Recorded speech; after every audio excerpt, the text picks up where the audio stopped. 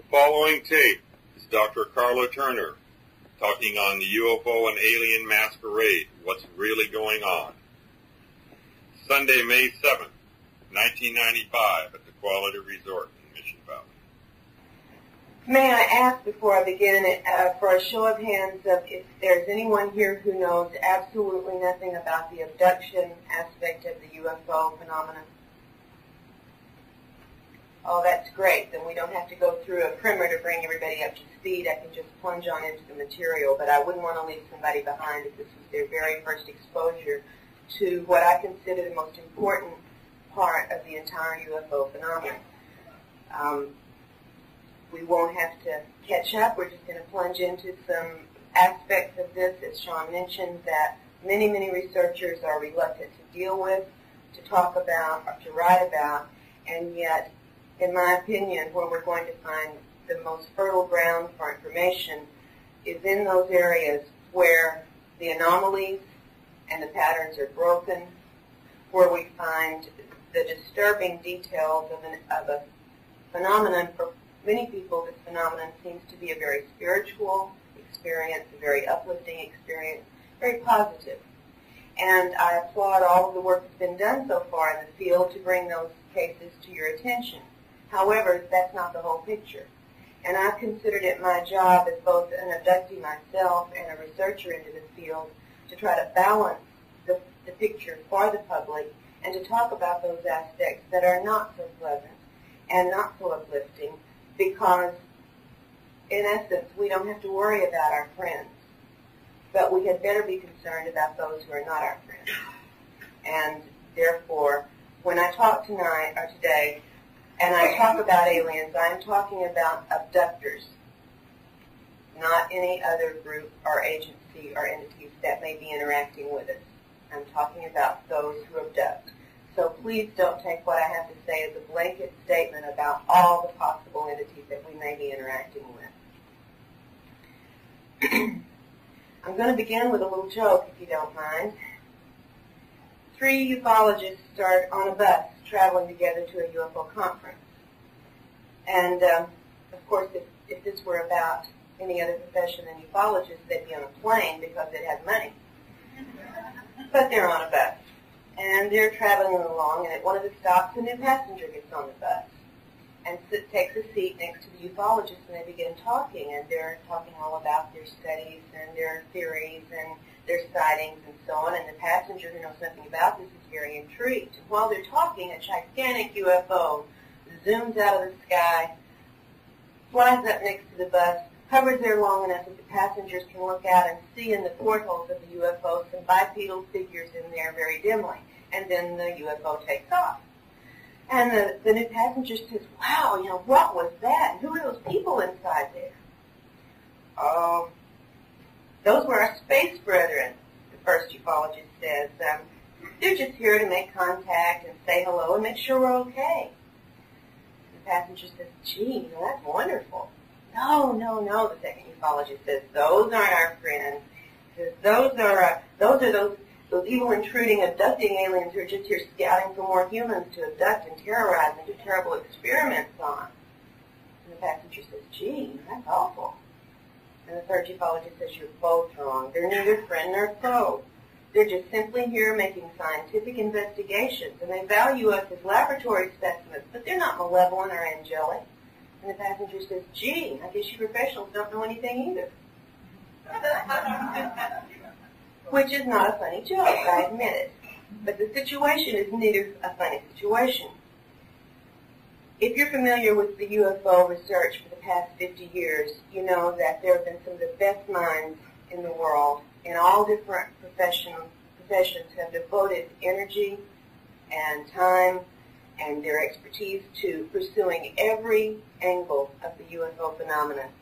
For 50 years, we've had experts and scientists measuring trajectories of flights of unidentified craft, examining landing traces and artifacts, doing analysis on the photos and the radar, and every single test that could be run from a scientific point of view has been pursued in this field for 50 years.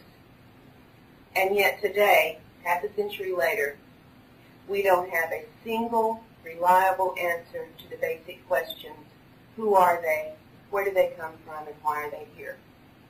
Which tells us something about the scientific approach. It also tells us something about the nature of this phenomenon. So far, in fact, all we've really done is come up with a lot of complex theories and a lot of labels for a phenomenon that we don't clearly understand. We have labels ranging on the one side, one extreme, to our wonderful space brothers here to save us, all the way to the invading aliens here to use us, and every level in between. And we still have the same questions we started with. Are they friendly? Are they angelic? Are they demonic? Are they curious? Are they aggressive? What are they? The fact is that the nature of these entities and their intentions is the big question. All the other questions are secondary to that, in my opinion. Because without an understanding of who they are and what they want, we humans have no idea of what proper response we should be making. I think we can agree on that. When we act in ignorance, we do not know if we're acting properly or not. So why is it that after all this time, we still disagree so radically about the nature of the UFO phenomena and the occupants of these craft? Why is that? And in my opinion, it is because after half a century, we are still ignorant of the very basics of the field. And why are we ignorant? Why do we know no more than we know already at this point? And I'm here to tell you from my research and my own experiences that I believe we are still in a state of ignorance because the entities deliberately deceive us in their interactions with us. This is the number one fact that's emerged from my research in this field. And if I'm able to only leave you with that one message, that we are being deceived in many ways by these interactions, then I'm going to be happy with my work today. Because of this essential deception, especially when it comes to human-alien contact and interaction, the cold, hard truth is that abductees and contactees report alien-controlled information when they report about their conscious memory, and often even when they report what they retrieve through hypnotic regression work. There is no such thing as face value when it comes to the non-human entities that are interacting with us here. And that's a cherished notion that's hard for people to give up. I know it was hard for me once I was aware of what was going on with my family. But the research has left me no choice. And I'm going to share some of the findings with you here that have led me to this state, to this position. I doubt that many of you know who I am or know anything about my experiences, and I will give you a very, very brief background on why I'm standing here today. In December of 1987, I was a college instructor of English, living in Denton, Texas, north of the Dallas-Fort Worth area. My husband was a very successful computer consultant with his own business in the area. My one child, a son, was finishing up his bachelor's in physics and beginning to making plans to start his master's degree program in physics. And we had a very wonderful life, a very normal life, a very happy and fulfilled life, in fact. But a daytime sighting of a UFO hanging motionless over the courthouse in the town where we lived, sighted by my husband, totally shattered that world that we had built and were enjoying so much. It led to investigating and understanding that there had been contacts and abductions in both my husband's life and my life since we were children. It led to finding out that, at least in my husband's family, the abduction phenomena had been going on for 4 generations.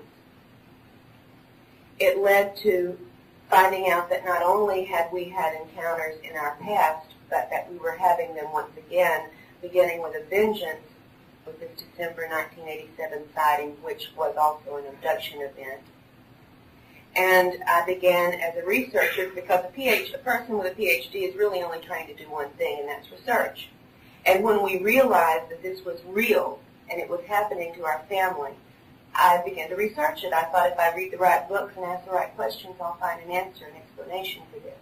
And I delved into it just like I did into my PhD work, read and absorbed everything I could, and found there were no answers. Theories, yes. Answers, no. And it became then a goal to try to find some answers, at least for my family.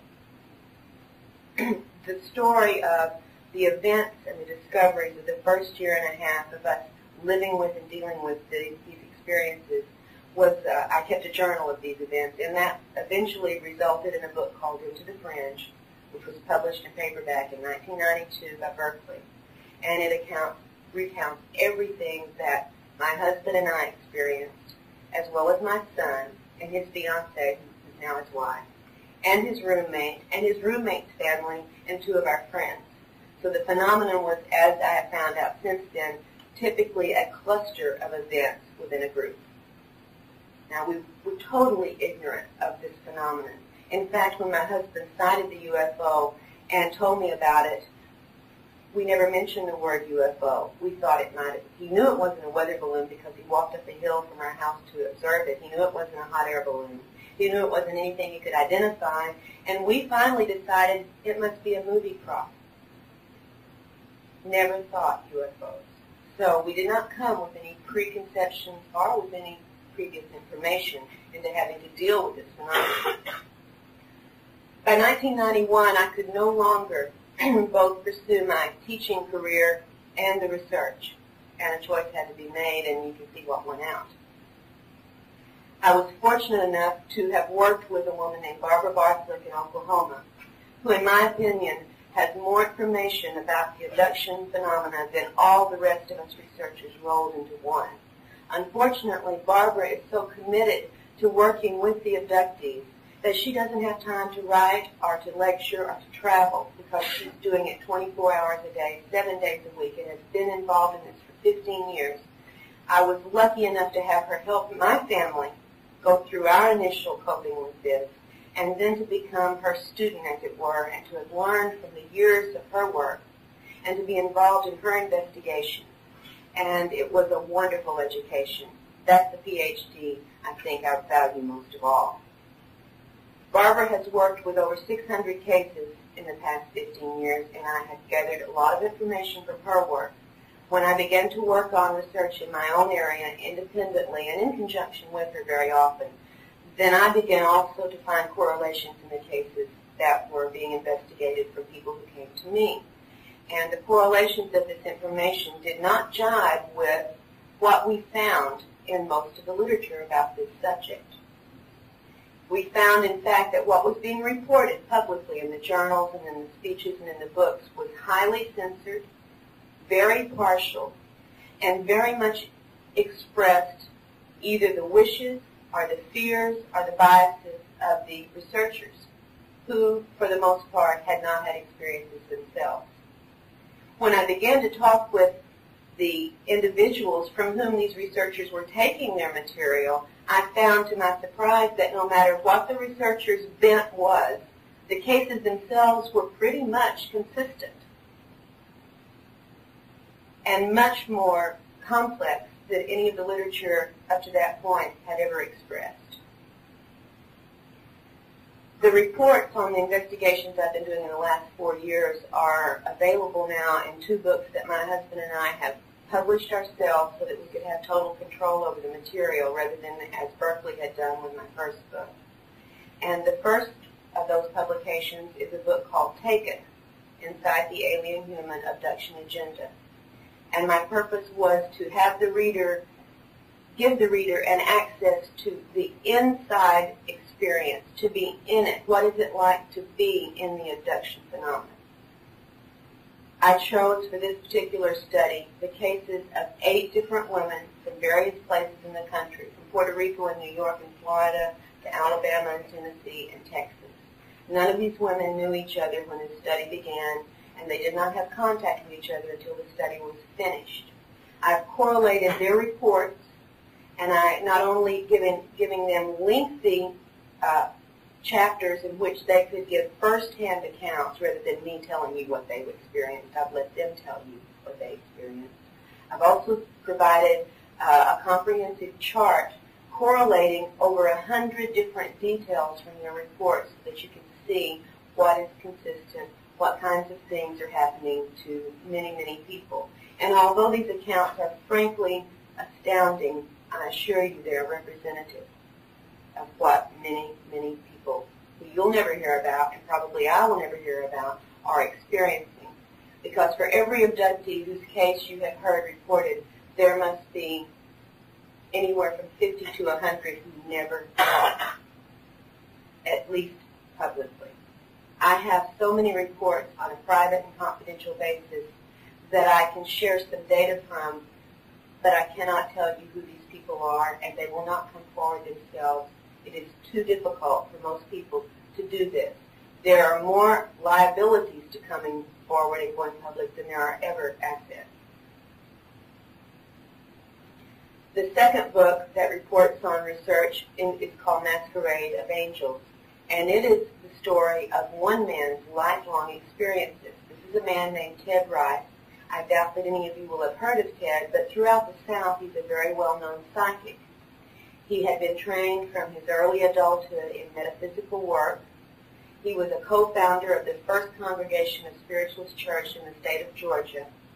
He's an Alabama boy. He says he's a cotton patch kid raised on a farm. And he had a number of paranormal experiences throughout his life that had, of course, prompted him into this work. But that's not why I began my investigation with Ted.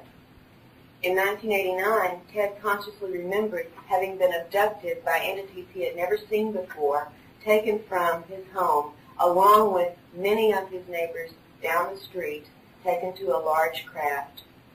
And when the craft began to move, Ted passed out. The story is sort of funny, actually. Ted was very familiar with spirit guides in his work, doing psychic readings. And throughout the years, he had gotten communications and help and assistance from a number of what he thought of as spirit guides. Until in 1989, the spirit guides began acting a little strange.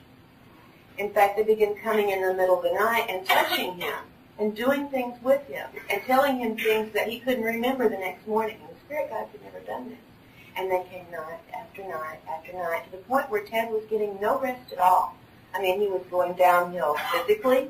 He was going downhill emotionally, and he was in fact reaching a point of almost a nervous breakdown from constantly having these intrusions at night. And he even moved. He changed locations thinking maybe if he got away from the area, this interference would stop. And after he had a trailer at that time because in his job he moved around a lot. He says he has a house and isn't in the trailer anymore. But he was in a nice trailer park in Shreveport, Louisiana when he had moved from one location to another location, had just set his trailer up. It took 4 days to do this because he worked during the day, and thought he was now away from whatever this was that was bothering him. And the very first night after that, he had gotten settled in, and a friend was there helping him. Here came what was by now a very familiar sight, a little blue light floating into his house. He had never had these little blue lights before this time in his life, and he didn't understand what they had to do with his spiritual work. But he saw it coming in again, and he knew the move had done no good. He was still going to have this phenomenon at night, and he lost his temper. I mean, he was ragged already from lack of rest. And he yelled and he shouted and he cussed. You know, in the South we do like to cuss. And he cussed this thing out, and he said, "You spirit guides better leave me alone. How in the heck," I'm cleaning up the language, "how in the heck do you expect me to do my psychic work when you won't let me get any rest?" He says, "I'm on the edge. I'm about to break down." He said, "For God's sake, give me some rest. Go pick on the neighbors for a change and leave me alone." And that's when they abducted him along with many of his neighbors, gathered them on the craft and said, in effect, "Is this satisfactory? Is this what you had in mind?" It was Ted's UFO abduction that brought us together because he didn't know what this was, and he knew it was not his spirit guides, and he actually placed an ad in a newspaper asking for help. And that's how we made the contact and began to investigate his case. And it's one of the most extraordinary cases and most thoroughly investigated cases that I know of, and in fact the research is ongoing.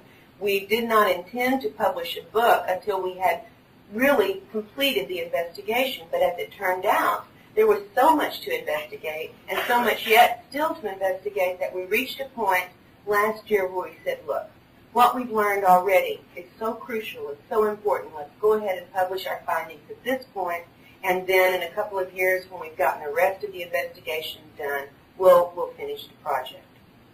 So I'm warning you now, if you happen to be interested in reading Masquerade of Angels, it is book 1. And what we're going to do in book 2 is to look into many of the incidents reported in book 1 that were not investigated. They were consciously recalled only. And we've already done some work in that area, and frankly, it is extraordinary what we've turned up. If the material we had found in Ted's case was only found in Ted's case, then I wouldn't have anything to really be telling you. But as I said, I have been privy to other researchers' work in great numbers, and also the cases that I have explored, and this is not unique material. It's simply material most of you don't hear about. So I hope to share some of the highlights of the findings from the case reports I have worked on in both these books tonight to illustrate just a few points for you. Here's what I'm going to be discussing, and I will use this material as illustration for it. I'm going to talk about the cases that deal with the deceptive nature of the phenomenon. I'm going to talk about 2 of the physical procedures involved in this, 2 that I think are the most disturbing and most crucial for our understanding. And I'm also going to talk about, as Sean mentioned, the evidence of the interest and involvement of some very human agency that is clearly authorized and funded and supported at the very highest levels of our governmental authority with abductees.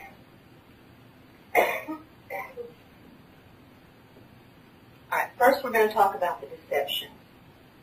Now, whether we like to call it screen memory, telepathic transfer, technological mind control, or virtual reality, the abducting entities employ what are clearly masterful illusionary capabilities. In effect, the targeted human is totally taken in, for the most part, by these illusions. Totally taken in.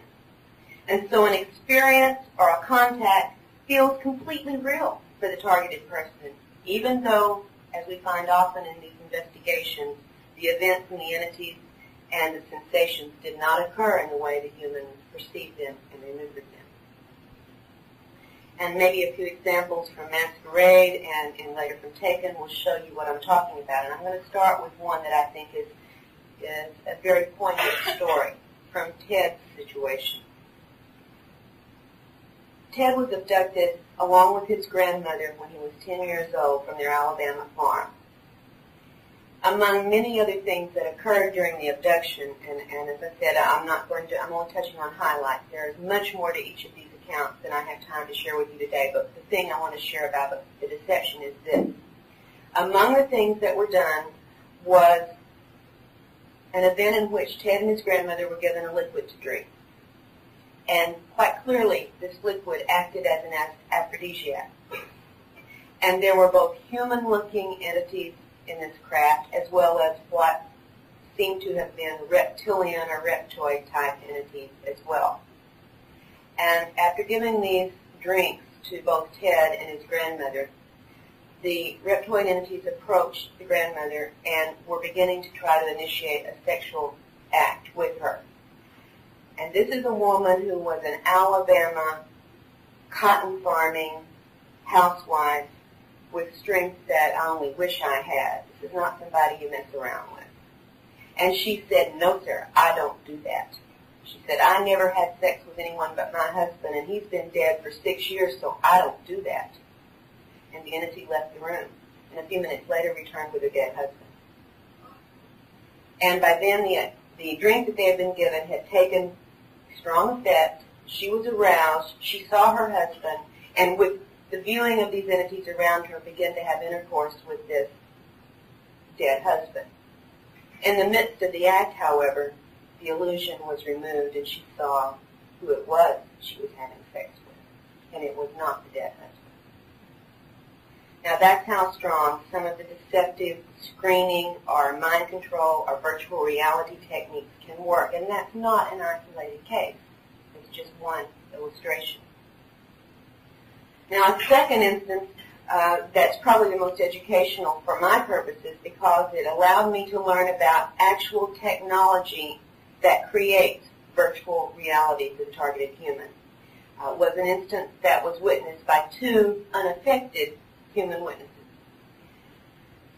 Ted, as I said, was trained in spiritualist work, and the woman that had trained him, his mentor, had moved to Florida, and in 1992, Ted was invited to go visit her, and she had also invited another friend, a woman named Amelia, to visit the same weekend. And after they had gone to bed one night, Ted had gone to the guest room to go to bed, and Amelia and Marie, the woman who had invited them, were in twin beds in a second bedroom and had just lain down. A couple of minutes after lying down, Amelia, the visiting friend, suddenly said, "What the heck is a helicopter doing over the house at this time of night?" And Marie said, "What helicopter?" And he said, "My gosh, you can't already have fallen asleep and been dreaming, can you? There's no helicopter." And Amelia said, "Don't you hear that helicopter?" And lying down, Amelia started to rise up. And as she started to rise up, her entire bed was enveloped in a sphere of blue light or blue energy that totally surrounded the bed with Amelia in it. And Amelia was paralyzed in this partially raised position. She was in the process of sitting up. She could still talk, but Marie, outside of this sphere of light, could barely hear her. They were in a small bedroom together. They had to shout to hear each other. Marie was totally blown away and began screaming for Ted to come quickly. And Ted got up out of the bed. He heard her shouting. He didn't know what was going on, and he ran down the hallway. And as he approached the bedroom, he could see the glow of this blue light coming out of the open door. And when he walked in the room, he saw Amelia in the bed, surrounded by this sphere of light, and Marie was up against the farthest wall, as far away from the bed as she could get. He said, "Press flat, just, eyes wide, mouth wide." And she told him what had happened up to that point about the sound of the helicopter, and about Amelia saying that after hearing the helicopter, she could suddenly see through the ceiling up into the night sky where there was a strange craft, not a copter, but a strange craft hovering over the house. And she was describing this as it went on to Marie, who could not see this at all, and told her not only was there a craft over the house, but there were two alien entities inside the craft. Now, you have to remember, Amelia had never had an experience that she thought of as UFO-related. In fact, when Ted told her about his abduction in 1989, earlier that weekend, she laughed and said, "That's National Enquirer crap. You're not listening to that, are you?" There's nothing to that. So here's Amelia now, who's scoffed at the idea, looking up, seeing a craft she can't identify with two alien entities in it. She said one of them looked like an alligator man. She had no terminology for this. And the other one was sort of purplish black and had a very bumpy surfaced skin. And she's carrying on a conversation with these entities, and then all of a sudden, after Ted is in the room for a few minutes, she says, "Well, now they're in here, they've come down in the room." And she began talking to the foot of her bed. She said, "They're standing at the foot of the bed. Don't you see them? Don't you see them?" This went on from beginning to end for upwards of 10 minutes before the light suddenly disappeared. And Amelia was able to rise up out of the bed and excitedly talk about, did you see the entities? Did you hear what they were saying? Ted and Marie, who were not within the sphere of this energy field, saw nothing but the sphere of energy. Amelia felt absolutely certain that everything she saw and witnessed and did occurred. And if there had been no witnesses, she would have claimed she had had an alien encounter and had seen a craft. No one heard the helicopter but Amelia. No one saw the crash but Amelia. And no one saw the entity but Amelia. Clearly, a technological event had occurred. Had it been merely psychological, there would not have been the energy field around the bed.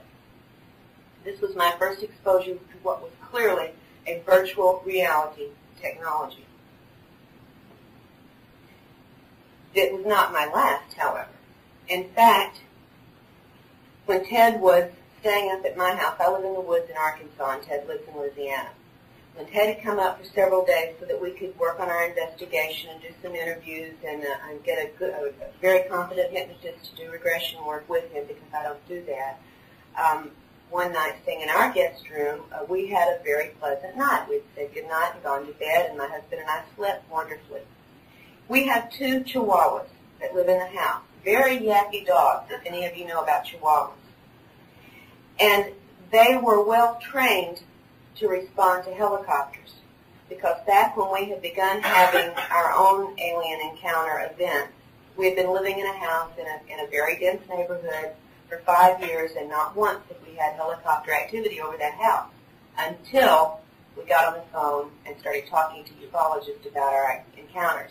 At that point, the helicopters became a very frequent occurrence, day and night, so low over the house that windows cracked from the vibration of the craft.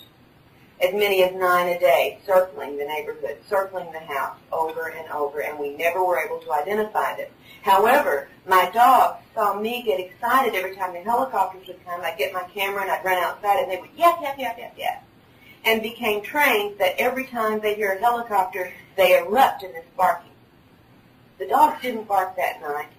We heard nothing that night, but the next morning Ted said, "Well, did you hear the helicopter?" And we said, "No, Ted, no helicopters last night." And he said, "Oh, yeah." He said, I was waked up by the sound of helicopter blades, not the engine, but the blades, the whirring of the blades.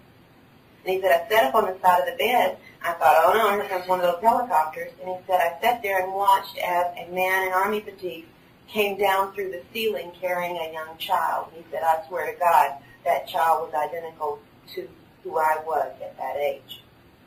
And I said, what happened? And he said, the soldier made one statement. He said, we are returning that which was taken from you. Now, I'd have to get into an entire different, longer story to tell you what was returned to him 5 days later back in Louisiana, which had actually been taken from him in childhood. But the fact of the matter is, the sound of the helicopter was heard only by Ted. It was followed by an event, and clearly there was not a soldier melting through the roof into the room carrying young Ted. It was a virtual reality event that was totally real to Ted's perceptions. Before you jump to the conclusion that it was a terrestrial helicopter, remember it was only heard by the targeted person in these cases and in other cases that are very, very similar. So the fact that the sound is selective leaves us with two possibilities.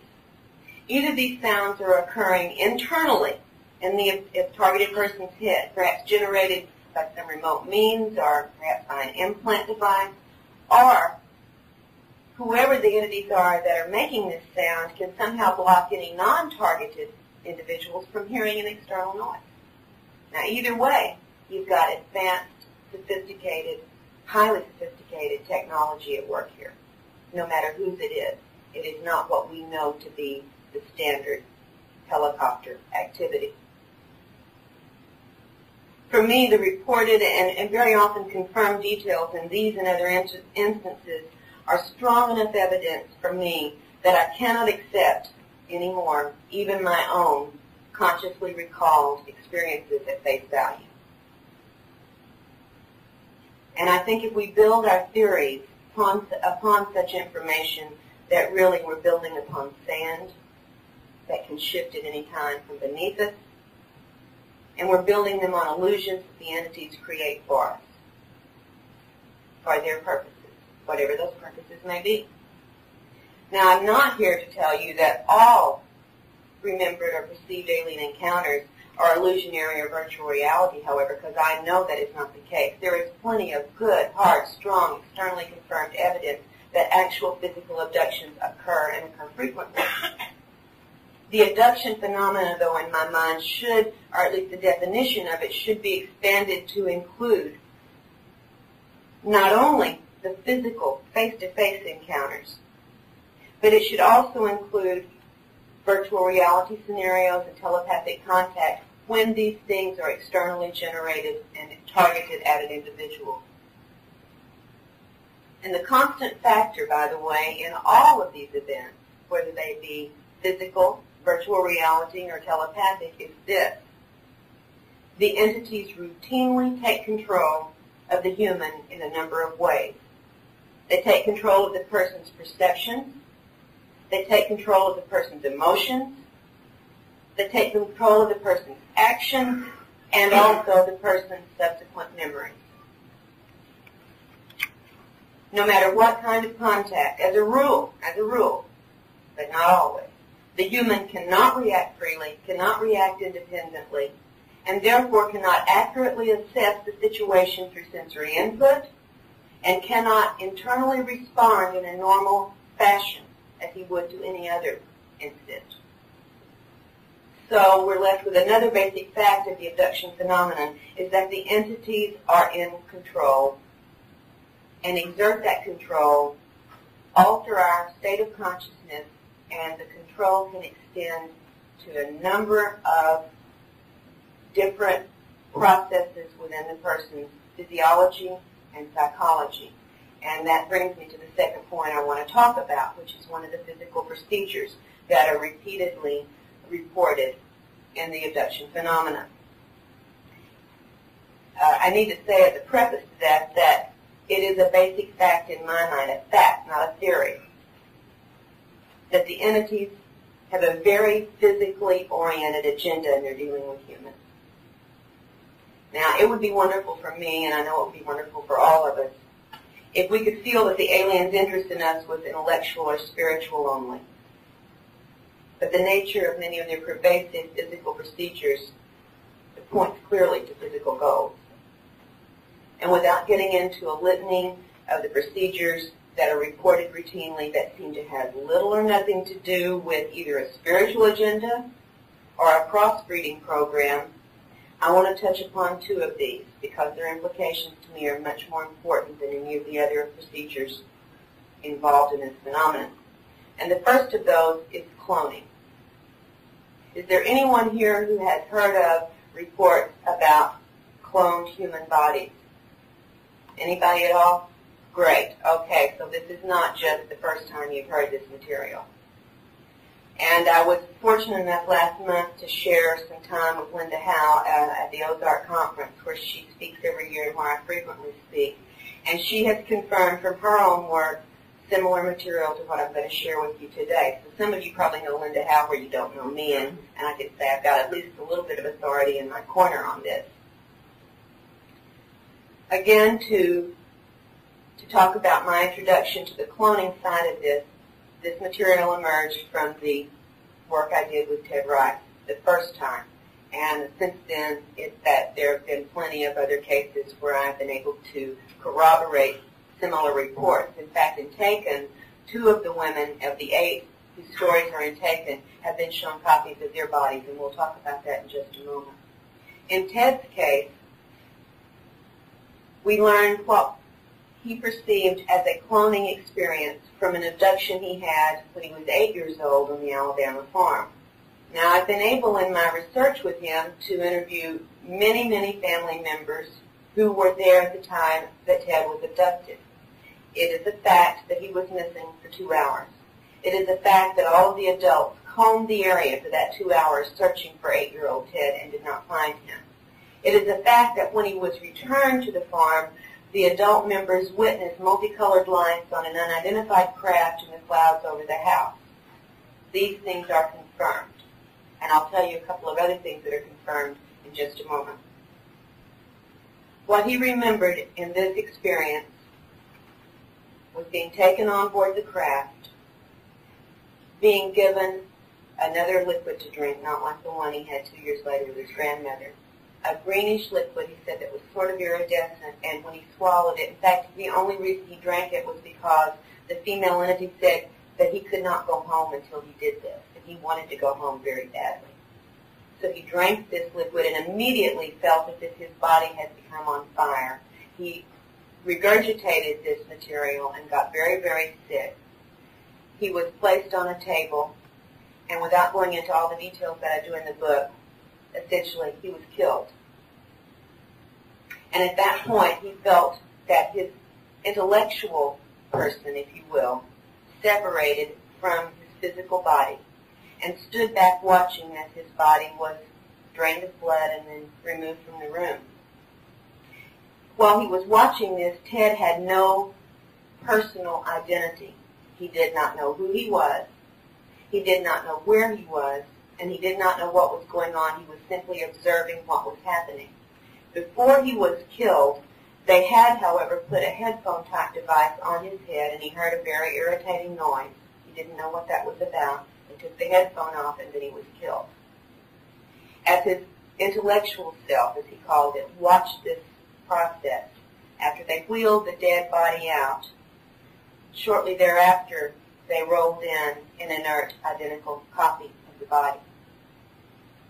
Now, I did leave one thing out that's very important. When they killed him, and he's watching what happened, he said he saw what he thought was his spirit or soul begin to rise up from the chest area of the dead body, rising up. But it didn't escape from his body. It stayed connected to that greenish liquid that he had vomited and was still on his chest. It stayed tethered to this. One of the entities brought a small black box over to his body and sucked that spirit into the box, set it on a counter, and waited while they brought the new body out. Probes of some sort were attached to Ted's feet and shoulders and head of the new body, and somehow the body was animated, and the spirit or energy within that box was transferred into the new body. The headphones were placed back on the new body, and at that point, Ted was back in his body and knew who he was and where he was. This is Ted's report. This is not the only report.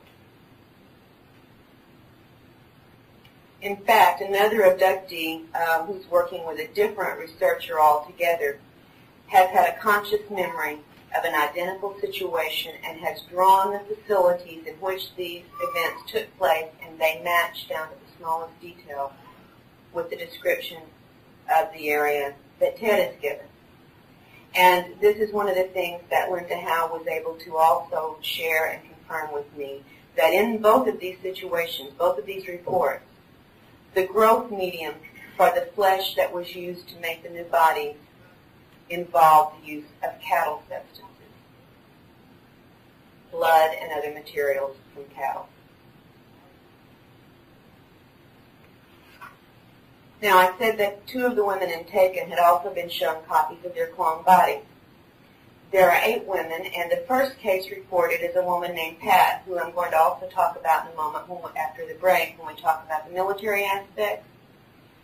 Many things have happened in Pat's life, and in her abduction experiences, the aliens have always used a very spiritual atmosphere, overlay, or illusion, if you will. In fact, when her whole family was abducted when Pat was 12 years old, and the grandmother in the house was being very frightened and beginning to pray for Jesus to help her, as these little braves came into the room, all of a sudden a beam of light came through the ceiling, and Jesus pops out and says, in effect, they're with me. They're working for me. It's okay.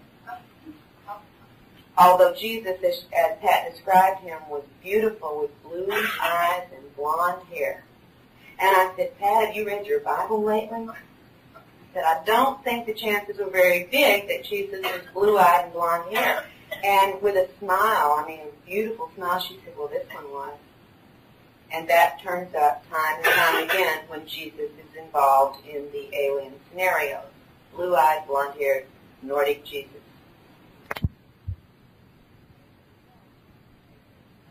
One of the times she was abducted, and 2 different parts of the facility were the setting for these 2 events. In the first one, there was a small desk-like device that had an attached stool. And on the top of the desk were holes, several holes cut into it, and out of each one a different color light was shining. And Pat was told to take her seat on the stool attached to this desk, and the alien entity told her to place her hand over each of these openings. And as she did so, she would hear a different sound. She said it wasn't quite music, it wasn't quite noise. It was sounds unlike she had ever heard. And each light gave a different sound, and the alien told her that is the sound of your soul. Then she was taken into an adjoining room where there were open containers, she said, like a sarcophagus with the lid off. A number of these, and in each one was an inert human body. And the alien said, would you like to see yours? Pat said yes. And they showed her a carbon copy of her body. And she asked what this was for, and remember, with her, she does not like it all, and she tries very, very hard to resist and to argue with him and to fight back against some of the procedures. So Lisa is not a cooperative abductee. work, taken aboard a craft and shown on a monitor, a television-like monitor, her clone going to work in her place. And the point they made to her was, you can be replaced, and look, even your coworkers can't tell the difference. So we have some contradictory stories when it comes to the cloning procedure. Is it the new body for the resurrection, or is it a potential replacement? Well, the aliens have said both things. The second physical procedure that I wanted to touch on before we take our break is that of the implant. And I'm sure all of you here are familiar with reports from abductees who remember or claim to have had certain small devices inserted into their body in various places. Right? Bud Hopkins has brought this to light a number of years ago, and since then the reports are very numerous.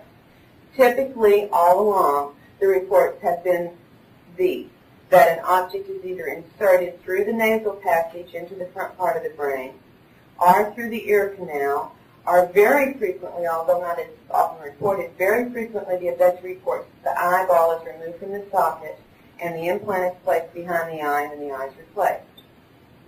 So these are the reports that we knew of as typically implant reports, although occasionally into different parts of the body we've had also reports in other appendages, and frequently in the spine as well.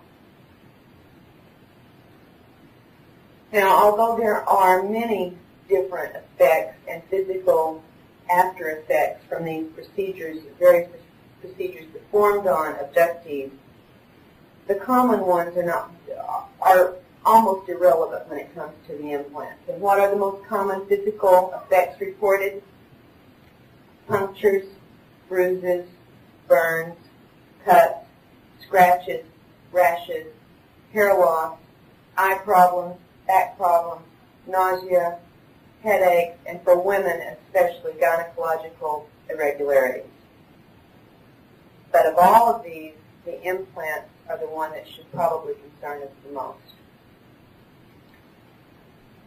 In Taken, one of the women is named Amy, who lives in Texas, and I learned from her experiences some very surprising material. Now again, nothing at face value, but what we learned is provocative, and it has been probed both in normal methods and also with regressive hypnosis.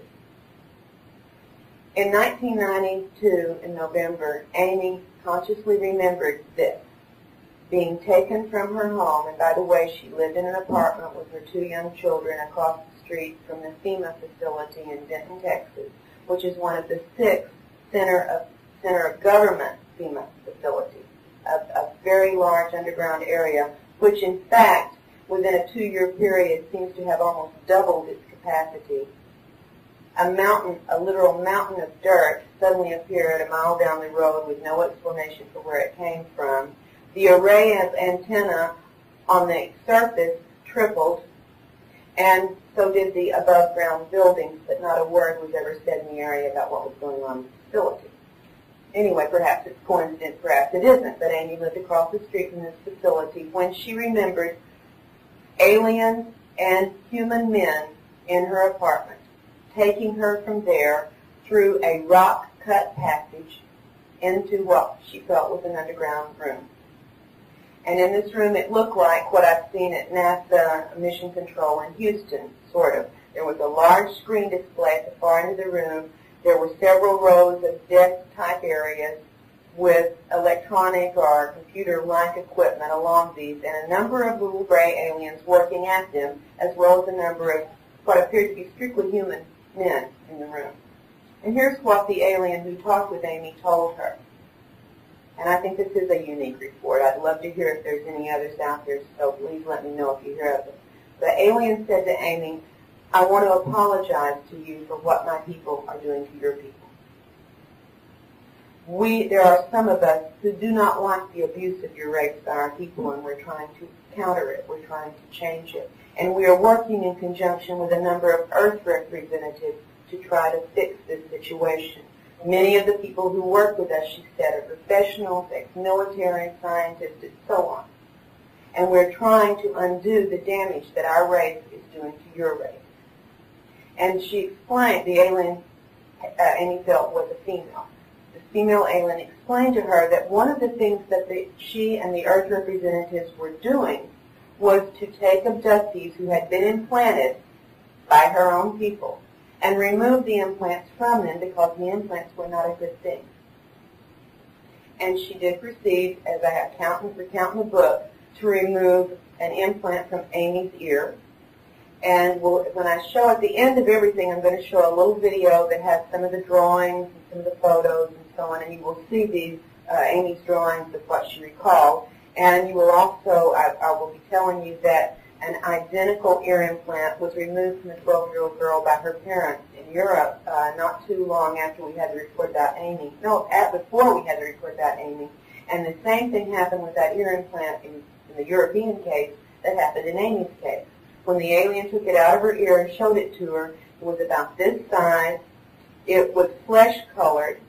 It was thin and flexible, and it had tiny filaments of some sort coming around the edges. The alien showed it to her, and as Amy watched, the implant disintegrated. The same thing happened in the case in Europe. When the parents removed this from their child's ear, it disintegrated, but it looked just like this before it disintegrated. The alien then next removed an implant from the base of Amy's neck and showed her this one. And it was less than an inch long, very thin, metallic, and out of one end were some filaments of some sort, tiny wires. What Amy was told about these implants, and she was also, by the way, told that these were the older models, that there were newer model implants now being used on abductees, and they were being put in not through the nose, not through the eye, not through the ear, but through the area slightly below and behind the earlobe, and that they were going into an area that we know as the reticular activating system, our reticular formation, our brain stem. And Amy was told that these implants were not what we have assumed that they were all along, are not what the aliens have told us they were all along. Most of the people who've had these implants have either been told or have assumed that they are monitoring and communication devices, right? Like tagged animals. According to this alien, that's not what they are. They are control devices. And they can control everything depending upon how they are used. And I wanted to read to you in lay terms, because certainly I'm not a scientist, and I had to get a very simple definition and explanation so I could understand it. So I figured this is worth sharing with you about what goes on with the brainstem or the reticular formation. Are there any MDs here? Because they could probably give you a lot more specific information about the brainstem area.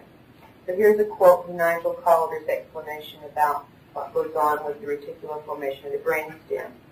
Quote, if the primary job of the brain is to enable its owner to respond effectively to events, the strongest claimant for mastery of this is not the roof of the cerebral cortex at all, but the brainstem.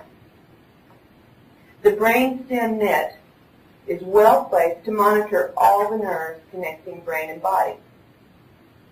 It knows what is going on better than any other single part of the brain.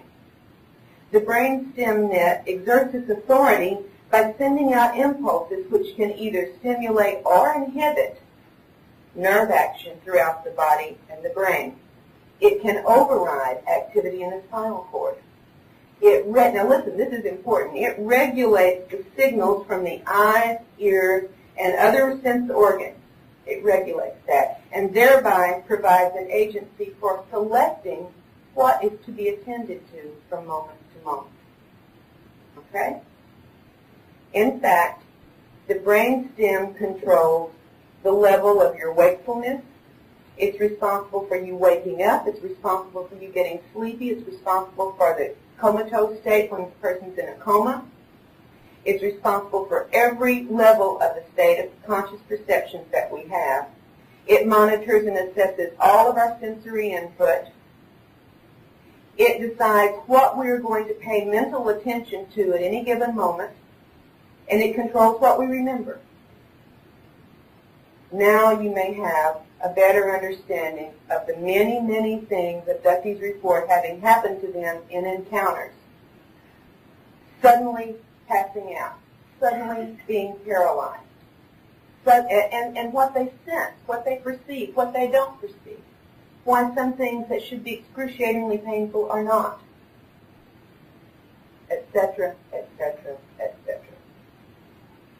I think the implications of implant control taking over the processes of the brainstem are completely staggering.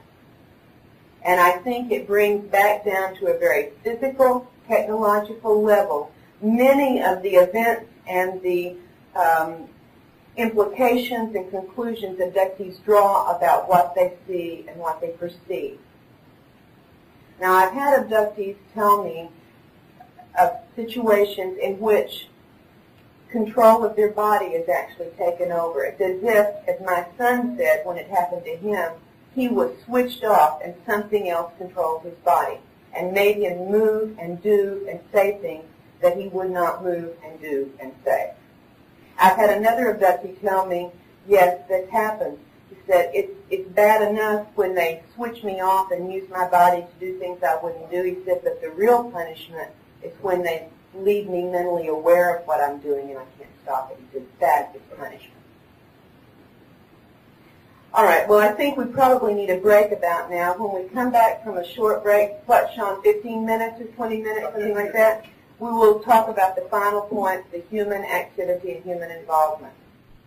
This particular segment, then we're going to show you a video that has a lot of the illustrations, drawings, and photos of some of the things I'm talking about today, as well as some other material. And at the end of the slides of the photos and drawings, there is a small excerpt of a video from the case of Angie, one of the women had taken. And this is just a very brief sample of some of the numerous flights of military craft over her remote Tennessee cattle ranch, where, by the way, she and her husband have had a number of cattle mutilations resulting in the loss of over $11,000 of cattle at the same time as the 5 Alabama cattle mutilations that were occurring.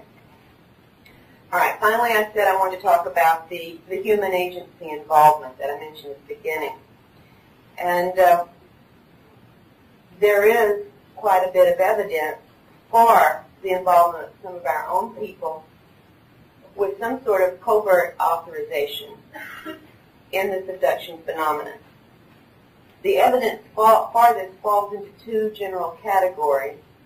And the first category of evidence is what I call the externally confirmable evidence. And this includes such things as telephone interference, mail tampering, human agents taking photographs of abductees and of their homes, following abductees in cars and in helicopters, breaking into abductees' homes, taking artifacts and records, including medical records from medical facilities in some cases, and direct confrontation between agents in this group and abductees, in fact, kidnapping abductees for purposes of interrogation and intimidation. Now, such activities, you know, if you're familiar with this field, are commonly reported from many, many abductees, and of course my family has had all of this as well. In fact, the first 2 times we ever met with anyone in the UFO community when we were beginning to try to find out what was going on with us, we were followed. We had driven 40 miles away, 3 towns away, to Dallas. The first time we met in a nice neighborhood in Plano with a group of MUFON members, and we left at 12:30 at night to drive the 40 miles back home. And when we pulled out of the neighborhood, we were followed by a single person in a white unmarked car. We were followed over 2/3 of the way back to our house. My husband did not tell me. He was driving and I was sleeping, and he did not tell me that he observed we were being followed. Before my husband and I were married, he was in the service. He was in Army security work, and it was routine for our Army security agents to be spied upon by their own people. That's part of the process. And he knew what it was like. He was well aware of being followed and monitored, and he was very aware of this car following us. He tried to lose it. He did various maneuvers, and it stayed with us. He didn't tell me about this. He kept thinking maybe it was just coincidence. 2 months later, we met for the second time with a group of UFO researchers. We met in Dallas at a large hotel, and we stayed talking with the researcher until after 2 in the morning. We pulled out of the parking lot to drive home, and the same car followed us the same path. And this time my husband told me what was going on, because now he knew it was not coincidence. So we have had every one of these events in our own experiences. In the cases of the 8 women in Taken, for instance, 7 of the 8 women have reported the presence of other humans in their abduction experiences along with aliens. In 6 of these cases, the humans were in military uniforms, and 5 of the 8 women have witnessed repeated helicopter and other military aircraft buzzing and harassing their homes, as well as the phone, the mail, etc., the photographing, and so on. In fact, I think it's interesting that one of the women who was having the house photographed happened at one point to be, it had happened more than once, but she and her husband were pulling out of their driveway, out of their garage at one time when this person was photographing their house, and they chased this van. It was a white van. They chased this van and tried to catch it, but it did over 90 miles an hour eventually to lose them, but they did get the license plate number. And it was the case of Lisa. Lisa gave me the license plate number because she said that they had gotten friends in law enforcement in Alabama to try to run a check on the license plate number. Now, I have friends in law enforcement in other cases where there's been license plate involvement. I have listened on the phone as the license plate number was checked, and it's a matter of moments, just very few minutes to do this process. Lisa's friends in law enforcement in Alabama had tried to run a check on his license plate, and it took 3 days to get an answer back. And when the answer came back, it was this: tell her to leave it alone and not to pursue it. These are the good guys, but don't pursue it. I had it run through in the state of Arkansas, the police department in the town where I lived, and the answer came back, we don't have a record of it. So I had a third law enforcement friend in yet another state do a run on this and got an answer back that identified the tag as belonging to a van that was the property of an import warehouse company. We have photographs of the van and of the company, but we cannot find any information verifying what it is they import and warehouse. So 3 different accounts from 3 different checks on the same license plate number. Now that's in the externally confirmable body of evidence. There is a second body of reported data involving human agents and agencies. And in the second category, we have basically reports of human personnel working with alien entities, often in underground facilities, typically in a military or a scientific type environment. And I'll come back to this in just a moment. But the third type of underground facility reports that we get, and we get these in some numbers, involves what I refer to as the horror chamber of abduction data reporting. This underground facility report is where abductees report seeing human bodies, dead human bodies, being processed, much as chicken or beef is processed in a facility, for purposes that we don't know. And the descriptions are all very similar and, frankly, very grisly. Some of the abductees report seeing dead, naked human bodies literally hanging on what they call meat hooks, are stored in other fashion in these rooms. Some describe seeing dead bodies stacked, as one person said, like cordwood in the room. Many of these accounts also refer to a conveyor belt type area where human bodies and body parts are carried along the conveyor belt while human workers standing beside the conveyor belt dismember the parts. One example that I can share with you in some detail is from an experience that Ted Rice had when he was living in Albuquerque, New Mexico in the mid-1980s. He consciously recalled when he came to consciousness, he was already in a craft flying over a desert area. He has no idea how he was taken from his home. He recalled seeing the desert area, recalled flying into an above-ground compound where there were adobe-type buildings, small buildings, and then going into one of the buildings and down a tunnel or underground passage into a very large underground facility where there were both humans in military uniform and aliens. Ted reported seeing living humans being taken through a machine or a device that he perceived as, in effect, stripping their energy from them. And he said it was much like the effect of passing a light beam through a prism to break it down into its various components. He said apparently what he saw was this device stripping or absorbing the energy from the human who was still alive and breaking it down into various components that were somehow stored. And then the bodies were passed off into the conveyor belt room. Now, this is a very gruesome and very grisly report, and of course, what I have to hold on to when I get these kinds of reports is the fact that there is virtual reality technology. So whether or not these facilities are real places or if they're part of some virtual reality movie that is being shown repeatedly to abductees, I do not know. I pray for the latter to be the case.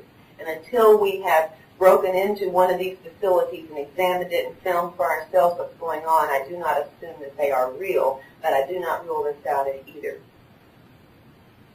After Ted had described what he had consciously remembered about this facility, it was a few weeks later when I heard from the researcher with whom I work most closely, Barbara Bartlett, about a report from one of her cases that she had worked with for a number of years. It's a woman in her 50s, a grandmother, whose initial exposure to this had happened at the age of 17 when a UFO landed on her family's property and left the typical scorched area of ground. It was about a 100-foot diameter circle of ground, and she says shortly thereafter, military personnel arrived at their farm, cordoned off the area, and removed the soil from this circle. But this was just one of the woman's experiences. Barbara was calling to tell me that this same woman had phoned her earlier that day, very agitated and very upset, and said, "Barbara, I had something happen last night. I hope it was just a dream, but I don't feel like it was." Now remember, if you're always in an altered state when you have an encounter, and the only states we normally think of are conscious awake like we are now, are in a dream state. So very often abductors will say it felt like a dream or I was in a dreamlike state, because we don't have other terms for these altered awarenesses that we have. Anyway, the woman said that she had recalled the night before being taken to an underground facility and being forced to stand alongside some conveyor belt type area where dead bodies were passed along and she had to dismember them. Now, Ted had already told me about seeing humans working, doing this very thing, and he had described the kind of garments that they had on and some other details in the room. And I asked Barbara to call this woman back and ask her about some of these details without telling her, just ask her about this. And Barbara phoned me back and told me the woman had described exactly the same clothing and the same details. Same movie they were both shown? Maybe. Or maybe it was not a movie. We just don't know until we find a facility, if there is such a facility. Barbara has also very recently, in the past few months, interviewed a 6-year-old girl. Her family is very prominent in the South. They are in the media business. They own a large, I'm not allowed to give too many details because, as you will realize by now, some of these things are so disturbing to the families that the last thing they want is any identification. But this 6-year-old had told her parents about having been taken by beings that were not people. And this is a 6-year-old, remember, who's not exposed to any of the material that we are. She said she had been flown to South America. Now, we don't know if it was literally South America that she was told she was taken to, or if in child's thinking, as we often do, it was the southern part of America.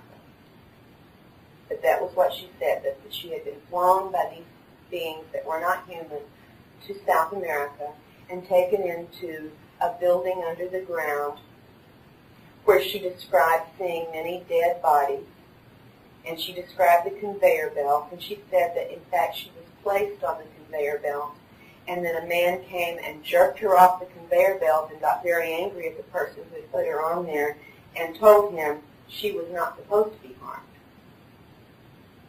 And this is without any hypnosis, without any exposure to these kinds of accounts or any other material about UFOs. The family has nothing to do with the UFO community. They knew about Barbara because I had been down to do an interview the year before for their media business.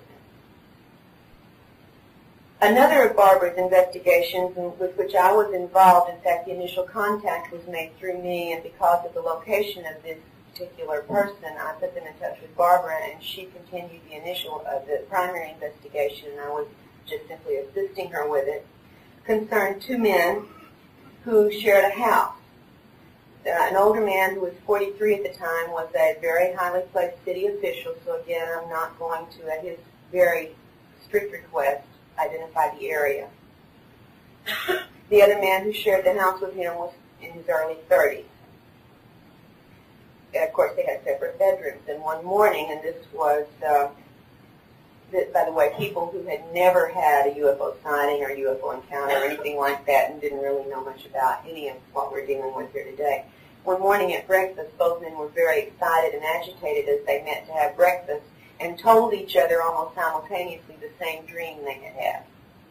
And it was this, that they had been taken together to an underground facility where there were both alien and human personnel, and they were told by the humans that this was a joint human-military disease research center. And all they remembered consciously was having been given injections of some unknown sort. And they were very agitated. This was completely out of the blue for both of these men. So here, as I said earlier, the typical reports are either scientific installations or military installations, and these two men were told it was a scientific installation. Angie and Beth, both women and taken, have reported similar type facilities with military or scientific activities going on. And my husband, in fact, who was kidnapped in November of 1988 by military personnel, was also taken to an underground facility where he saw a number of other people in a waiting room with him, all in a very dazed, zombie-like state. They were guarded by regulation military guards. He was taken out of the room, down a hallway. He passed through an area where there were a large area where there were many stored boxes and crates, and he said some of them looked to contain dynamo-type or generator-type equipment. He said it was all strictly GI issue. It was a strictly human facility with linoleum floors and fluorescent lightings and doors with knobs, everything that's totally human, nothing like what he had seen aboard alien craft or an alien facility. And again, it was military personnel. He saw no aliens at all in this particular experience. In fact, he was taken into a small room where a man in a major's uniform was sitting behind a desk. The guard that took him in left him there and stood outside the door, but then shut the door, so my husband was alone with this major. The major proceeded to question him intensely about what the aliens had been doing with us and our family and what he knew about the alien agenda. My husband, his former military, was so completely outraged that even in his dazed state, he was so outraged at having been treated this way by his own people that he refused to say anything at all. And it reached a point where the major was making threats to our family. When he still refused to talk, he said something was applied to the back of his neck, and he immediately passed out. He remembered nothing further until waking up back home the next morning, but he was still in a slightly drugged state where his vision was affected and his equilibrium was affected, but it wore off after a little while when he woke up. This was my first exposure to any kind of involvement of humans to the point of abducting, kidnapping, interrogating, and making threats. And if it had not been for those threats, I would never have written the book into the French. I took them seriously. And I thought, if we are being threatened by our government by anybody within our government, then I wanted the public to know and to watch us so that if something happened, at least others would know what had occurred. And that's why I wrote the book to begin with and came public at all. Well, back to the two men who were taken to the facility where they were given the injections. They were deeply concerned about what this was all about, and having no previously remembered encounters of any sort, it took a while for them to find someone they could talk to put them in touch with someone who might know, which led to the contact with me. We arranged for the older of the two men, the city official, to go out of state, to go do regression work with Barbara to try to find out what else might have occurred and what might have been in those injections they were given. But before he was scheduled to make the trip, a couple of things occurred. First thing was that the younger man became ill. And so ill he had to be hospitalized, and so ill that the hospital in the small town where he lived was not adequate. He was moved to a larger city facility because they found what were apparently symptoms of pneumonia, serious pneumonia, but they could not identify the strain. It was not a known strain of pneumonia. The second thing that happened was that the man who was scheduled to go do regression work, while his friend was in the hospital, had another alien visit, this time in his bedroom. He wasn't taken anywhere. The alien entities told him not to pursue the investigation, not to talk about what had happened to him and his friend, that it was no one's business, and he was certainly not to go do regression work. And they said, if you do, we'll kill your friend and he'll die with a membrane over his head, which really makes no sense. However, taking this threat to heart, the older man went to the hospital and told his friend exactly what had happened and what had been said, and he said, they threatened your life. And the man in the hospital, who was getting very, very sick at this point, said, look, I may die anyway. They've told me I may die anyway. We've got to know what it was they did to us. They gave you the same injection they gave me. Please go do the regression work. And reluctantly, the older man finally decided he would agree with that and he would go do the regression work, which he did. And in the regression, he recalled a number of other incidents about this facility, including some of the scenes that we talked about earlier with the dead bodies. He returned from the out-of-state trip where he had done the regression and went back to the hospital. The man in the hospital had become so ill that his parents had been called in from out of state and were told that he probably would not survive, and they were preparing for this. Miraculously, however, in a very, very short time, the man suddenly made a quick turnaround and was on the road to full recovery. Absolutely amazing to all the doctors, but everybody was very grateful. And it reached such a point of recovery that the doctors told his parents that if it continued at this rate within 24 hours, they could take him home to convalesce. And they took him off the life support equipment that he had been on. And they said, but just to be safe, before we really, release him, let's just take one more precaution. And for the last night he's going to be here, we're going to put him in an oxygen tent. And they put the oxygen tent over the bed, and 40 minutes later the man had an explosive heart attack and died with a membrane of the oxygen tent over his head. This is not the only threatened death that has been carried out in the research that we have done, and I could do an entire lecture just on the threats and what has been carried out, but that's perhaps for another time. By the way, the man who had died of the heart attack had no previous heart problems or heart history. He was healthy other than the pneumonia, and in the hospital they found no signs of any problems with his heart before he had the heart attack. In my personal investigations, especially in the cases of the women that I report about and taken, I've dealt with several abductees, as I said, who've had military involvement in their experiences. And I think one of the most intriguing is that of Pat, who's the first woman whose case is discussed and taken. Pat lived with her younger brother and sister, her mother, a paralyzed stepfather, and her grandmother in a farm on 16 acres outside of Floyd Knob, Indiana, in 1954. Pat was 12 years old. In the summer of 1954, before school started, so it was before Labor Day, a UFO, a craft, landed in the back of the property where the farmhouse was. And the house was entered by a number of little gray aliens. This night, Pat was in the bedroom with her grandmother. They shared the bedroom. And the grandmother became very, very frightened, and that's when they beamed Jesus in, who said, "It's okay, they're with me, go ahead." The entire family was abducted, including the parents and the grandmother, and they went through a series of physical examinations, etc., and were returned to the home. The next day, and this is 1954, the next day, 2 trucks carrying uniformed soldiers with arms arrived at the farm. 3 smaller vehicles with the lead personnel, including doctors, came to the farm. They stationed the soldiers around the perimeter of the farm. They sequestered the family for 5 days. They only allowed the little boy outside under escort in order to feed the farm animals once a day. For 5 days, each member of the family was drugged and interrogated. And Pat remembers them telling her repeatedly that the events she was describing did not happen. Now, the night before when the aliens had Pat, she had asked in her innocence, "Are you angels?" And they said, "Yes, but not as you've been taught."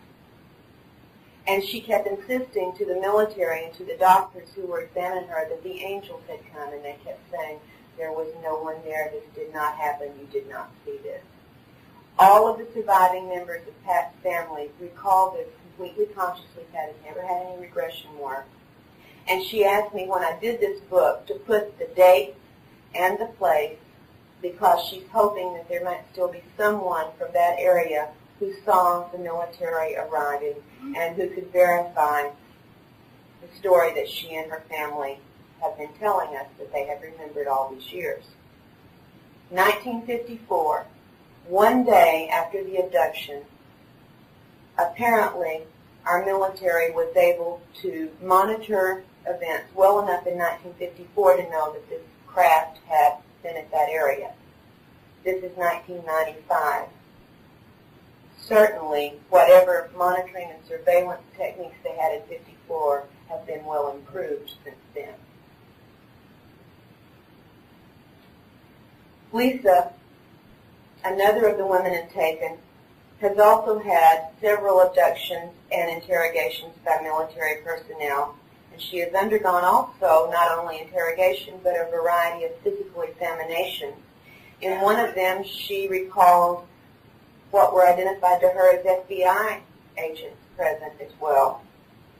She's also been subjected to some very traumatic sexual scenarios with some of the human personnel, and she has had repeated instructions about certain things. Most commonly, she has been told exactly how she is to talk about the aliens with others. She has also been warned to keep quiet about certain things, and she has specifically been told not to divulge information to me. Such a warning was also made very forcefully, as you'll read in the book if you happen to look at that, to Angie, the wife of the cattle rancher in Tennessee. By name, she was told not to talk to Karla Turner. Beth, who is a woman in Taken who lives in Puerto Rico and whose numerous experiences have also been investigated by Jorge Martin, has, in addition to the recurrent alien abductions, has at least 2 experiences in which she has been kidnapped by military personnel.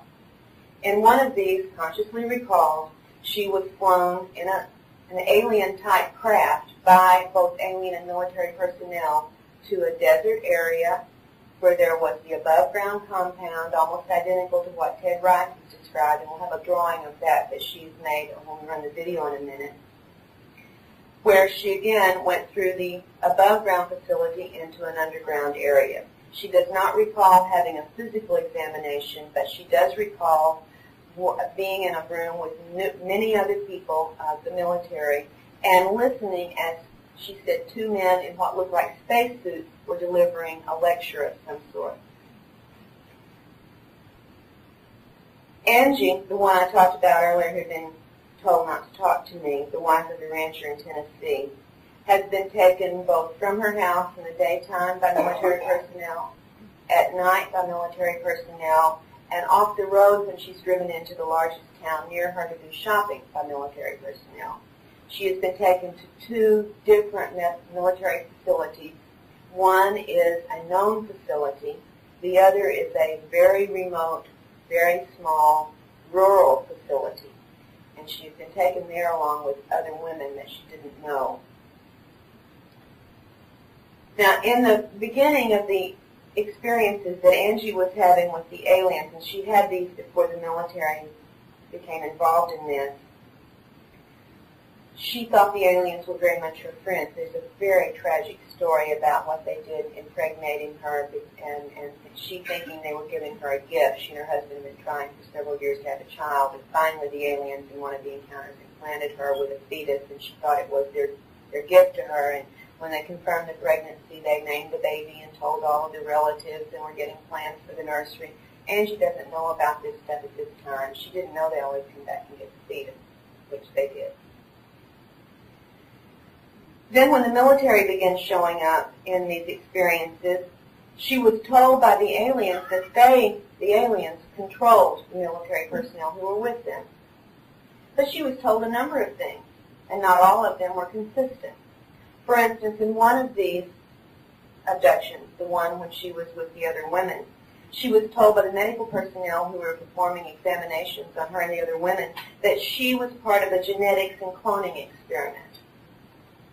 Another time, when she was taken by military personnel into a van that had driven onto the farm, and it had some very strange electronic equipment inside that she doesn't recognize the purpose for or how they function, that she was interrogated for over an hour about a number of things. And while she was in this van being interrogated, she was told by the leader of the group that was interrogating her that she was part of a mind control project or operation that was run by a, quote, high-shelf military group working mainly in underground facilities. And I don't know what high-shelf means, neither does Angie. When she was abducted with the 3 other women and taken to the rural remote facility, gynecological type exams were performed on the women. Also, implants that she was told by the military doctors were our implants put into her to monitor alien implants. This procedure was also performed. And then she and the women were taken as a group into a room where a military officer harshly and threateningly questioned them all about what aliens were involved in their experiences and what kind of events were occurring. Now that's in that second category of information where it's very, very hard to get observable, confirmable data to support these stories. But I will say, and I'm making this public every time I speak in public, that I have documents, military documents, with the names of some of the military personnel who have abducted and threatened Angie.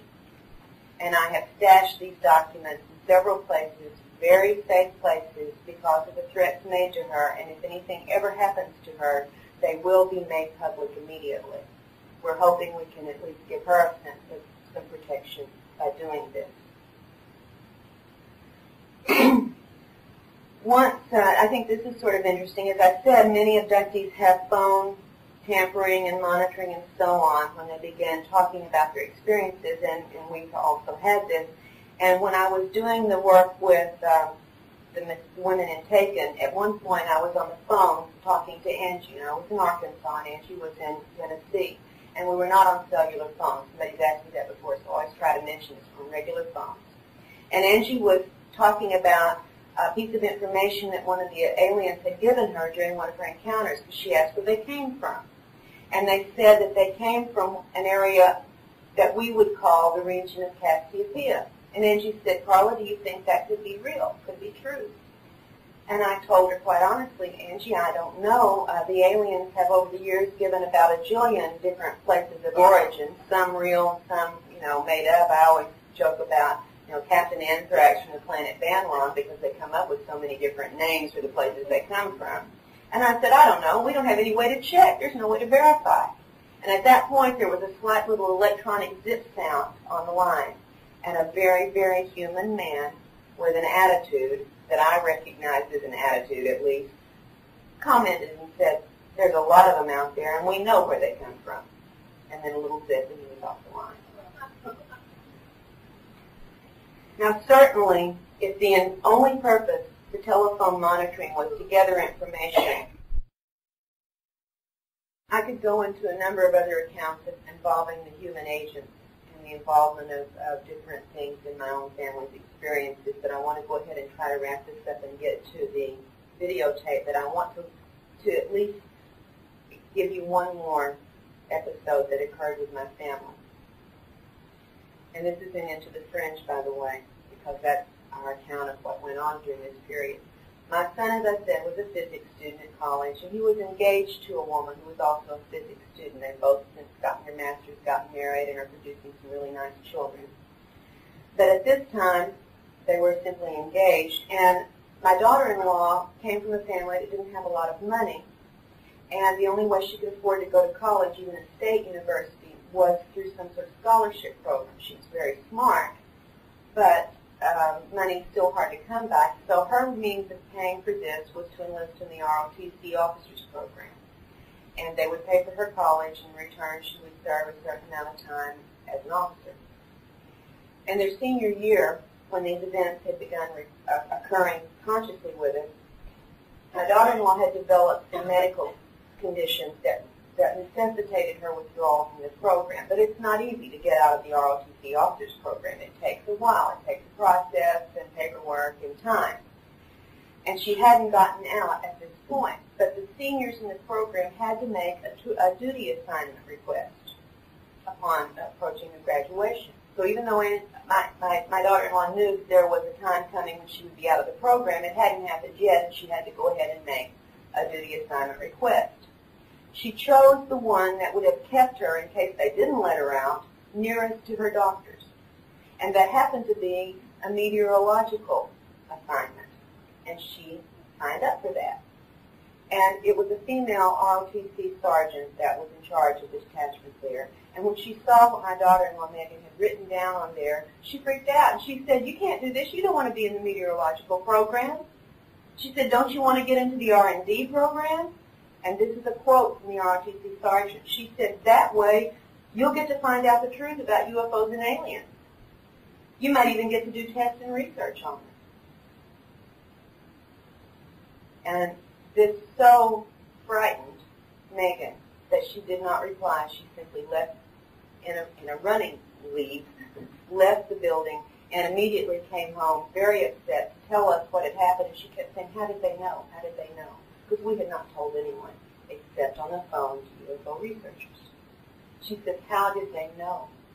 We don't know how they knew. We do know how they could have known, but we don't know why they would make such a blatant statement from an Air Force officer, sergeant, straight out to this poor woman and scare her the way that they did, because then she realized there were no secrets, that somebody was paying attention.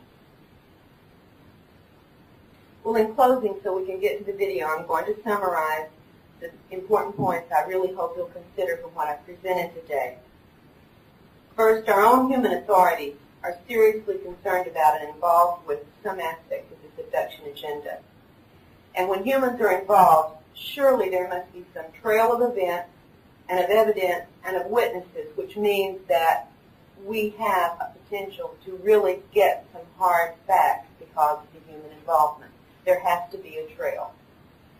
It may take a heck of a lot of work and effort and cooperation from some in authority to find this, but it's potentially there and it should be pursued.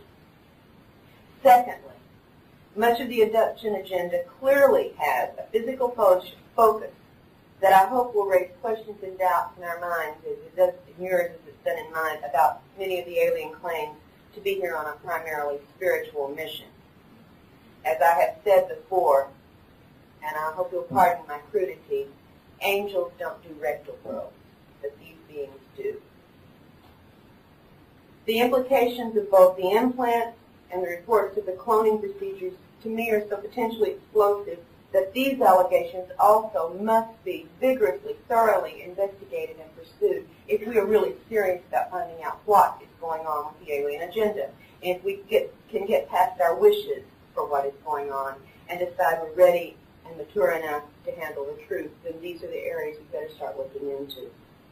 And third, absolutely important, we need to recognize the deceptions that are employed to keep abductees, and therefore the rest of the community, from knowing about the actual activities and the entities involved in these procedures. To me, the controls that they exert and the deceptions that they use imply to me that there is something within us humans and something that we could be capable of doing that would upset their apple cart, and they don't want us to know about it or be able to do it. You don't hide something unless you have something to hide. And you don't take control of someone unless they have the potential to upset your procedures. And my goal, of course, is to upset these procedures entirely. I'll tell you the good news. The good news is that in a number of cases in the last year or so, I have seen individuals who have been able to break free of the controls, at least to some degree, to upset the procedures to some degree, to resist the intrusions to some degree, and certainly to see through some of the illusions that have been presented to them and say, I know that's not real. It tells me that we are capable of penetrating this. We are capable of doing something that will stop it or change it at least, and be able to, perhaps because we're developing new perceptions, be able to see these things coming and react properly. Now, the scientists tell us that any species that is put into a serious stress situation will develop new coping mechanisms, new mechanisms that they didn't need before when the stress wasn't there. And these may manifest in new intellectual abilities as well as in new physical abilities. And certainly, what we're seeing going on with the abduction agenda is a stress situation, and it may be pushing us individually and therefore also as a species to develop and to have emerged within us new abilities to resist and to cope and to overcome for our species survival. So that, I think, is the good news. We're seeing this happen now in individual cases. And the more it happens in the individual cases, perhaps the more it will catch with the rest of society. The morphic resonance theory, perhaps, may be at work here.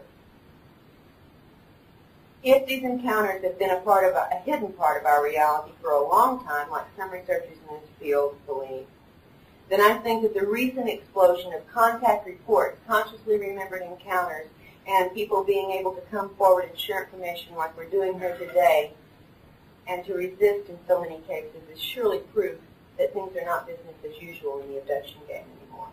Something is very much on the changing, on the transitional edge here. And I believe it's us doing the changing because we're having to. But until that is accomplished to some more competent level than we reach now, without an understanding of these screens and this virtual reality capability, we're going to be left with only alien-created illusions and scant, partial, confused, misleading memories to assess and act upon. And that will keep us from any useful, real response to the real situation.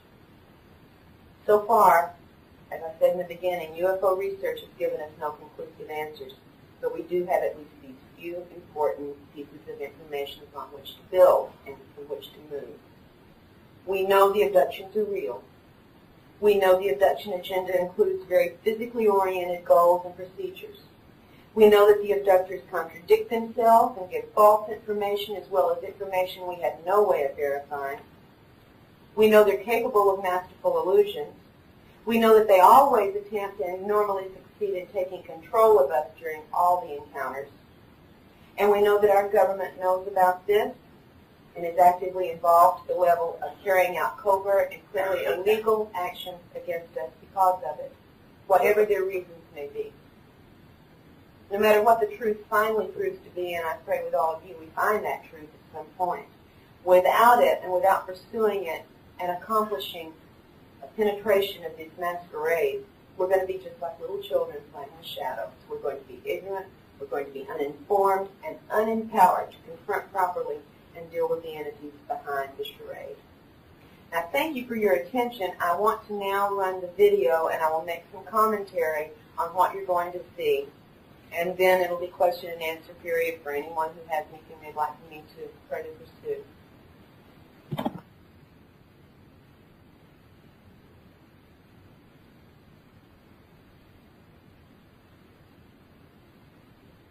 The farm in Floyd Knob, Indiana, and that is the two younger brothers, brother and sister, and the family members. This is where the craft landed in 1954, and the military arrived the next day and sequestered the family. Again, Pat asked me to make as much of this public as I could so we could look for potential witnesses, so I wanted to show you the farm. This is the soul machine that Pat was placed on and heard the sound of her soul, and she said, and in the room where the alien entity standing is the one she was taken into, where the bodies were stored, and she was shown those bodies for the resurrection. Only two of these women, by the way, are artists of any sort, so these drawings are, for the most part, fairly unsophisticated. This is Polly's drawing of an alien type that's reported not as frequently as you might think, but in some cases we've got a number of reports of these furrowed, browed, or bulges, ridged areas over the heads of what otherwise would be typical gray aliens. So I wanted to show you at least a variation on the usual. Many people report, like this drawing of Lisa, seeing hooded entities along with the other typical alien sorts. But so often we don't get to see their features, but I wanted to include this because Lisa was able in one instance to see some facial features within the hooded area. I have never been able to see facial features when I've seen this type of entity. This is Lisa's drawing of the bulbous-headed or dolphin-headed type entity, again from a crude drawing, but not the typical gray forehead area. It's as if it bulges over like a porpoise's head does, and in company with other typical alien sorts. This is not an infrequent report. Now, Little Gray in the Hat. It looks sort of funny, but we have a number of reports, including Streber's and my own experiences, where we've seen typical grays with a hat of some sort on. Maybe they just, I have no explanation, but I wanted, if any of you have seen this, to know you're not the only ones who have seen a hat on an alien. Now, this is Lisa's drawing of a ridged-nosed entity that Linda Howell's got a much better drawing of in her latest book. And in Lisa's case, this was with other entities, including the next one you're going to see, which is her very poor drawing of a reptoid-type creature with vertical slit eyes and the clawed fingers. And those two entities were together in a scenario where Lisa was raped. It caused her a lot of trauma, to say the least. And she does not like the raping reptoids, as she calls them. I know you've heard of others, including Leah Haley and a few that have spoken out who have had similar events in their experiences. The triangle and circle insignia. Many of the insignia and symbols that abductees report aboard craft or on uniforms involve some variation on the triangle and the circle. The other typical one includes a serpent or winged snake-type figure, but this is probably more common. Some variety. We're going to see another one in just a little bit from a different person. Anita, in taken, her drawing of a tan. She said the tans kept trying to beam love thoughts into her and make her love them, and she once reached out and patted one of their faces and said, "Too bad it ain't real." She is a family of abductees going back 3 generations, and she has a granddaughter living with her now who is also having abductions. This is the granddaughter's drawing of what she calls the mushroom men who come into her room at night. She said, however, that this one was about 2 feet tall. That's shorter than what we normally see. Maybe they size them down when they take those human fetuses and grow their little workers from them. Now, Beth was also, as I told you, taken to a southwestern American facility where there were the adobe buildings above ground, and this is her drawing of that facility, the above ground part. It's very, very similar to what Ted saw when he was taken to such an area. And she went through the door of one of these buildings, and she said they were rough and old-fashioned outside, and inside it was pure high technology, taken down underground through a tunnel passage, an elevator tunnel shaft, into this room where she said there were the 2 men in the quote-unquote spacesuits standing at the podium lecturing where she was with a number of other military officials, including one that we've heard reports on, the red-headed man who seems to be involved in some of the interrogation. Jane, in taken, was told, she's taken many photographs of UFOs, she was told this day, telepathically, clean your lens, get new batteries, we're going to be overhead for you to take a picture. And this is just one of the pictures that she has taken, and these have been witnessed and sightings by MUFON people in her area, neighbors, and other relatives. Now, you know about all the body marks. This is just one of the triangles of punctures. We get numbers of triangles of various sorts on abductees' bodies over and over again. I have a permanent triangle of 3 circles on my body. Often we get these temporary marks that are either punctures, or scratches, or red areas. The scoop marks. Most people report not knowing how they got their healed scoop marks, but in 3 or 4 cases we've had fresh scoop marks, and before they heal, there's this dark, waxy substance that extrudes from them for a while before they heal. And this is a picture of one before the healing, and it's got this dark, waxy substance coming out of it. Jane also drew this. She said she had seen the light beings, and these were, they looked like long-haired entities sitting around a curved desk or table area. She couldn't see any facial features, and I include it because many other people have described down to the curved table area counsels that they have been taken before where they are given certain lectures. In this, Jane remembered seeing aliens working at some sort of controls or equipment, hearing them read off a list of sites and locations in Texas and Louisiana, and then she heard the words, activate, activate, activate. She has no idea what this means. This is all she remembers without hypnosis of her event.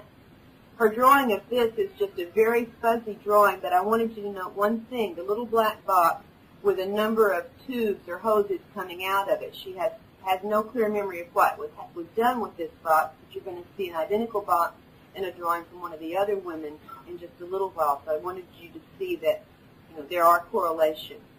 Now, Jane remembered consciously what she thought was being taken to a desert or a tan world, where she saw this series of events she's painted to try to explain what she saw consciously. A large black UFO flew into sight. She's on this desert world, which many other abductees have talked about.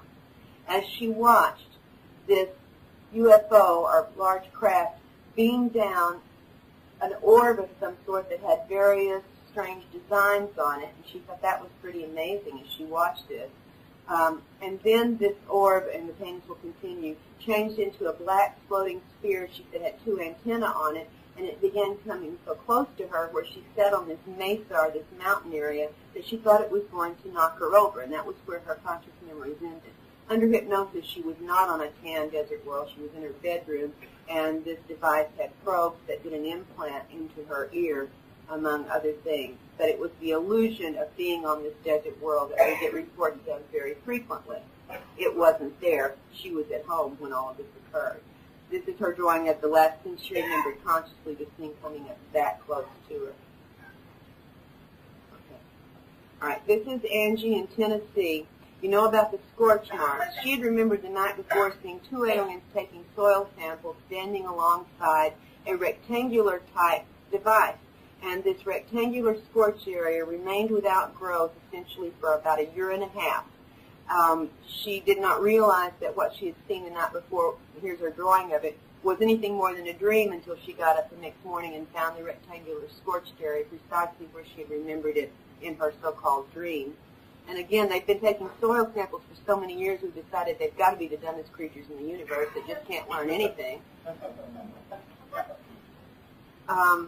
This is, I wanted you to see how remote her Tennessee farm cattle ranch is, where that kid had lost $11,000 worth of cattle to both mutilations that are classic, according to Linda Howe, and also cattle that are not mutilated, but veterinarian reports say they have died from unknown toxicology. At the same time of the Fife, Alabama mutilations, and this is one of those cattle that they couldn't find the cause of death for, and they just had to write it as an unknown. The next picture is of a calf that was mutilated, and we don't know, I talked with Linda about this, we don't know if it was human agency trying to imitate an alien mutilation, or if this was an alien mutilation that was somehow interrupted. They had cut the triangle piece of skin, as they often do, but they had not removed it yet. The jaw had been stripped. but it was as if it were either done by humans imitating the alien mutilations or an interrupted one. We really just don't know in this particular case. I didn't understand that. There was some blood, yes. This is the fetus that Angie recalled when they induced the miscarriage or abortion 2 months after they'd impregnated her, and she noticed that it was about 3 times larger than a fetus, a human fetus would have been at that point of development, and it had the black eye, lidless eye. And this was the device they inserted vaginally that caused the miscarriage to occur. I haven't seen this reported before, but I'm interested in any similar reports that any of you may have on this, about this kind of a device. These are just some of the typical puncture marks and body marks. These are on Angie that concurred with certain recalled abductions. Her drawing of the fetal nursery. She was taken there 5 months after she had the loss of the fetus, and she asked what had happened to her baby, and they told her its soul had been recycled and its physical body had been made good use of. Again, now you see the black box in the corner with the little tubes coming out of it, and this is Angie's drawing. Angie's an artist, by the way. She's an illustrator, so her drawings are pretty thorough. And the box is similar to exactly what Jane had drawn from her very scant partial memories of being taken out by the aliens. She didn't know what the box was for. I asked Angie to draw this because she said in one instance she had seen a gray with clothes on, which most often is not reported. So she drew for me this, what she perceived to be this sort of grayish, metallic gray jumpsuit with a cinched in or gathered waist on the particular gray that was wearing clothes when she saw it. And this one is a very bumpy-skinned, rough-skinned entity she saw, I think, only one time. It had the long, knobby fingers, and she didn't really remember about the feet, but she went ahead and put them on there just so it would look like a complete drawing. She said it was a very rough textured skin, not at all like a smooth, typical gray skin. Humanoid-looking entities, or human-looking entities, in several of these encounters have been reported, and this is Angie's drawing of 2, one male and one female. The male in the background has a hood on and some kind of device on his chest as if he's measuring something, and the female escorted Angie aboard the craft where certain exams were performed. All right, you may not have heard much about the troll or dwarf figures, but in this instance, when they came into Angie's home, it wasn't Angie they abducted, it was her husband, and he did remember this consciously. It scared him so much he really doesn't even talk about this stuff anymore, and he has a former intelligence background. He really did shut down when he had to face this particular thing. Again, another symbol here with triangles and a version of the circle, in this case the crescent, that Angie had observed on the belt of one of the entities aboard the craft. And we get variations on this triangle and circle business over and over again.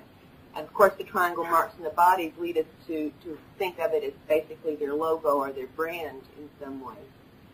An unusual craft, I'm hoping for other reports that may come in with this spiked craft. I have not seen this myself before, but it's one of the craft that was over the farm area where Angie lived. And the second craft we're going to see in just a minute has some very close similarities to the Gulf Breeze craft. It's got the bottom area, you've seen the bottom view at the top, and then the side view that has a very close description to what the Gulf Breeze residents have reported in the bottom of the craft they see most commonly there. And I asked her to give me a drawing so I could estimate size on this craft, and here's her drawing. So she's standing down there below it, so you can see a proportion of the ratio of her to the size of the craft to give you some idea of how large it was.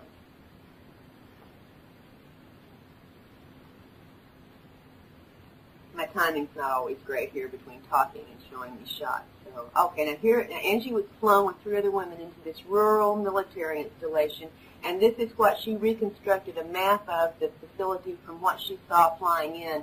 A dirt road curving up at the top, 3 large buildings and smaller outbuildings, and 2 areas where various aircraft were parked. She was taken into this building, and that's where she and the women had both physical exams and were interrogated by the military officer. We have not located where this facility is. It's very rural, but I know where the other facility is that she's been taken to, as I said, and I know the names of who were involved in her interrogations there.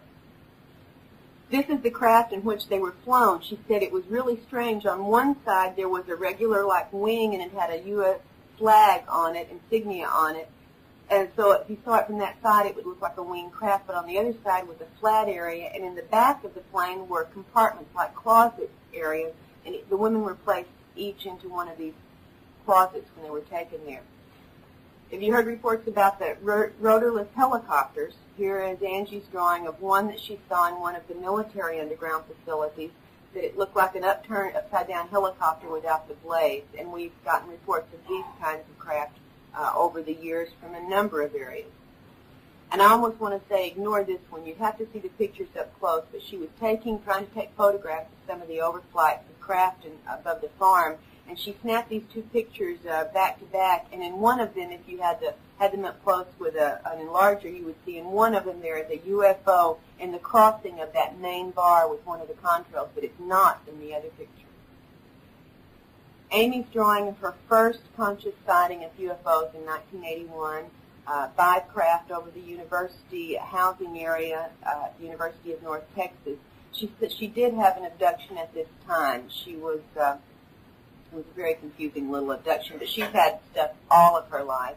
As a child, she was taught different things that abductees report, like how to pass through solid objects, telekinesis, affecting electrical equipment. And she said in the last 2 years they've begun now teaching her two young daughters the same things that they were teaching her. And of course she can't do them when she's alone, just when she's with them. One of the daughters drew this. This is the large ball of light that she has seen on a couple of occasions come into the house, the child has. But more frequently than this large one, she has seen a very small ball of light, more like the probes we typically hear about, and it's one of the few cases, and we have others but very few, where there seems to be a tail or appendage or something coming off of the probe light. And as I said, both of these have been drawn by her daughter, who's had a number of alien encounters herself. And in fact, the next drawing is a page of doodles and designs that this daughter had just made. The mother sneaked away and made me a copy of, and you'll notice that the aliens have the vertical slit eyes, and the triangle again, and the circle. And this is, like I said, a second grader's doodling, obviously expressing some of the things that she had seen or witnessed in her events. At one point, Amy, early in her life, or adult life, had come to consciousness as she was floating out of the house, being floated out of the house. And she said it's the most amazing thing she had ever experienced up to that point, to wake up and you're in midair floating through the doorway and out the door. She had no memory of what happened when she was outside. This is the FEMA facility across the street from where Amy lived when the human representatives and the aliens who took her and removed the implant. This is where she lived. This is the facility in the same town. We lived in this town when my husband was also taken to an underground facility where there were stored equipment and military personnel, and we have just wondered if that was the same facility.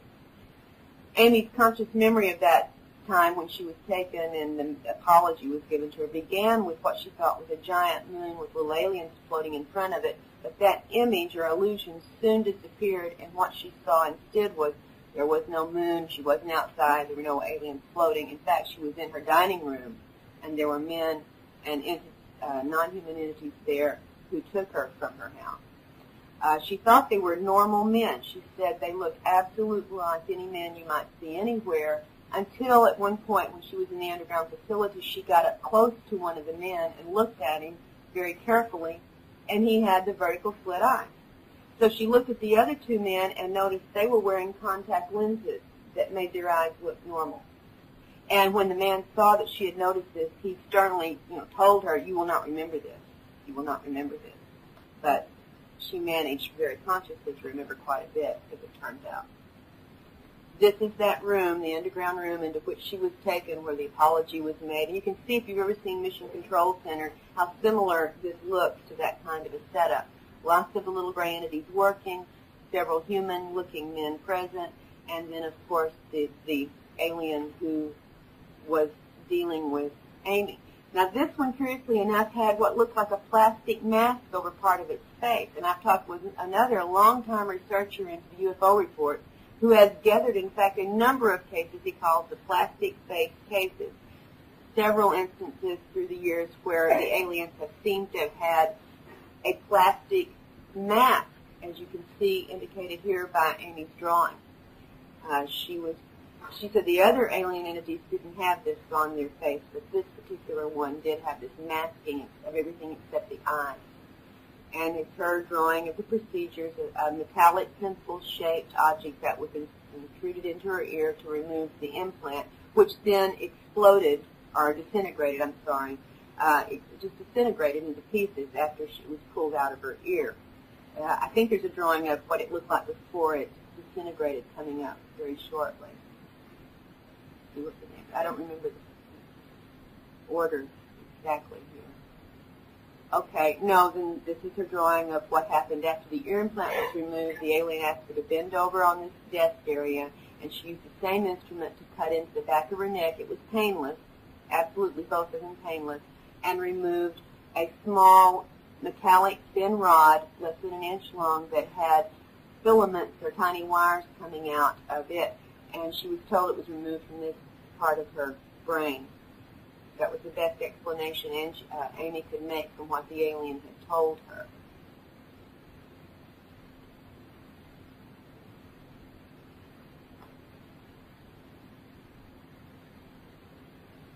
That top square box shows the flesh-colored shape of the ear implant before it was disintegrated, so you can at least see what it looked like. She said it was flexible, it looked flesh-colored, it was almost transparent, and embedded in it were certain little tiny filaments of some sort. She didn't know if they were wires or what they were. The top shows where the alien told her the new implants were now being placed below and slightly behind the ear. The bottom left drawing is the shape that looked like a little metallic tic-tac, and that's what she was told were the new implants that were being used to control the brainstem activity, and that these were not for monitoring but for control. And the last thing she remembered was the alien coming up very close to her face, staring into her eyes, and she was trying very hard to remember what was on the big screen, but the alien's eyes kept her so concentrated that she could not recall or was not able to take in the information about what was on the large screen.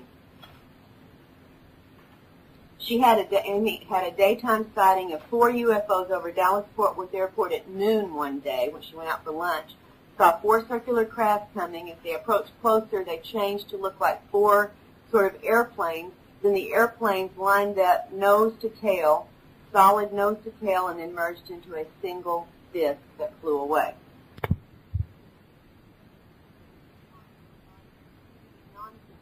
This is one of sort of a nonsense mark on one of the abductees' legs.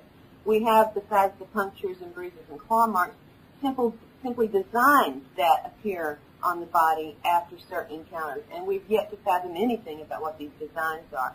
The final drawing, Amy trying to show how close some of the black helicopters have come down over where she was living after she moved away from the FEMA facility into a trailer park before she moved to another town in a house, and she said they came down this low over the house time after time after time, and the neighbors complained, and everybody saw them, so they were real copters. This is an excerpt from Angie's tape.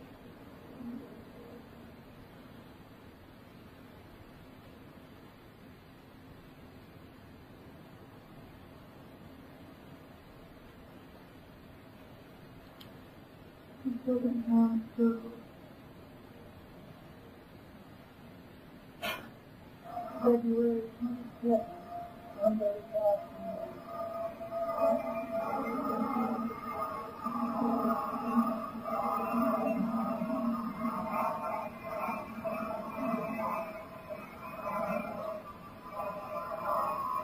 By the way, none of the nearest military or civilian airports say that this is any of their stuff. 10 minutes later, it's back. This is the 3rd time now to circle this remote farm. C-135s very frequently. Also a number of different helicopter varieties, which you'll see a little bit in just a moment. 15 minutes later, it's back again.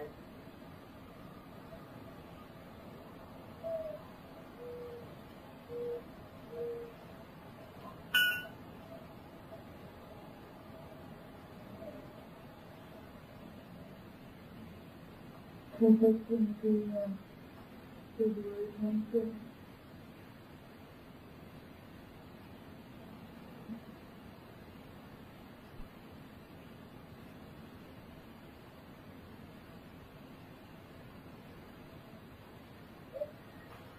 The next day, they found a large uprooted, still living tree. They don't know if it was coincident to what was going on. It had not been storming at all. It had rained a couple of days before, but there was no storm that night. If you'll notice, smaller trees around this large uprooted tree are totally untouched, except for two at the back of this small stand where it had the top sheared off, cleanly sheared off, but even small branches right next to where this was sheared off were untouched and undamaged. You can see now for comparison size of the tree. And we did get tree, wood from the tree. It was alive when this happened.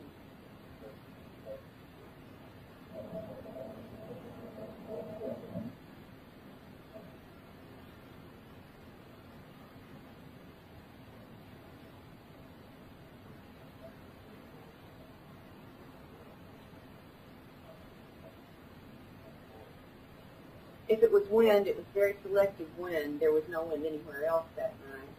And you'll see a very small tree standing immediately beside it, totally untouched. As I said, the other trees, the two tops sheared off of trees were totally untouched.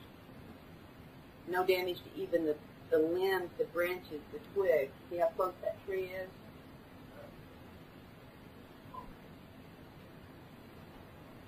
That's one of the sheared off tops, and if you could get up close, as we were able to do, the tiniest branches around it were unharmed, but it was sheared off, the main trunk, and then a second one toward the back, also the same thing, the top sheared off, but no damage to the smaller. Was this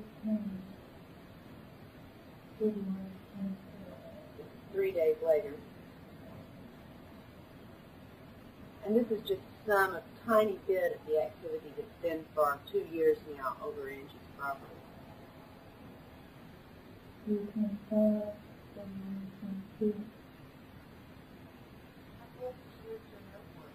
About 45 miles. But we've checked, and they all deny, both the civilian and the military that's farther away from there, having any, but this is not theirs. There's no flight training paths, etc. over the property. And there were no flights over it until she got in contact with me, none at all.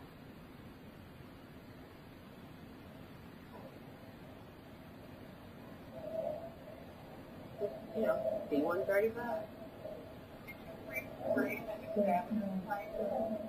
Yeah, and on the original you can see some real sophisticated antenna array that doesn't show up when you project it like this.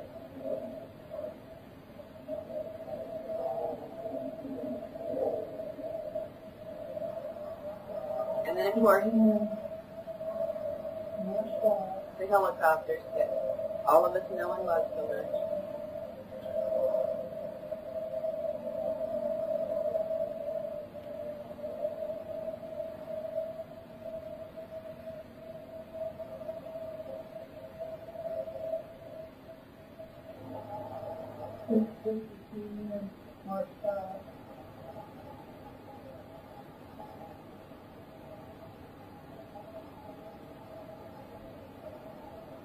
By the way, in one of our helicopter overflights, we had 3 helicopters flying so close together that their rotor blades were intermeshed like egg beaters. And I've taught helicopter pilots, and that doesn't happen. It did in this case.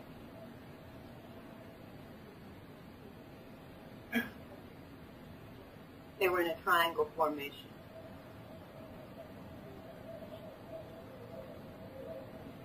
March 6th, 3 p.m.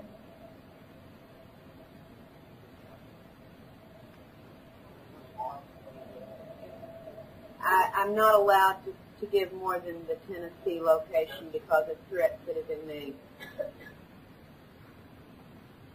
Okay, that's just about it, folks. And thanks so much for being patient and sitting through this with me.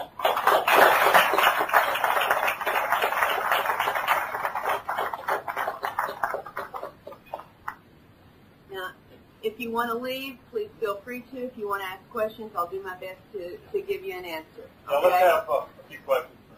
If you want to. Yeah. Yes. 2 questions. One, how do you know that the abduction took place over generations? And two, how did you get the documents that you need to belong? Well, number two, I'm not going to tell you about. This is part of my protection. I'm not going to tell you about because of what's happened. She asked how I got the documents with the names for the military personnel in Angie's case, and I'm not going to discuss it. It is my only protection for Angie. They're going to stay totally undiscussed until such time as anything happened to her. As for knowing how this has been intergenerational in our family, I'll be happy to tell you. We know it goes back to my husband's grandmother in our case because 2 years before she died, the family knew she was getting in frail health, and they got a video camera and asked her to record for the family's posterity some tales of her childhood in East Texas, and they were very, very poor farmers. And in the course of talking about things that had happened in her family and to her as a child, she described, without any knowledge, what was a classic abduction, missing time scenario, with the screen memories of the this very unusual animal that led her off into the swamp. She was missing for a couple of hours, and we searched everywhere, and then she said this real pretty lady appeared out of nowhere and led her back to the property. When you study abduction accounts with the screen memories with children, you get very typical stories like this over and over. Both his mother and father have had conscious UFO sightings. They have had the father was with him when he was abducted as a young child and remembers the situation. His mother has had the balls of life, the missing time, the MIB experiences, Men in Black experiences, both before he was born and afterwards. And his son, when he was young, described the aliens coming into his room as well. So that's how we know about it in that case. Yes, sir? He discussed mind manipulation technology originated in Nazi Germany that we acquired when we lost the war. I don't have a clue. Yes, sir? Your research, how deep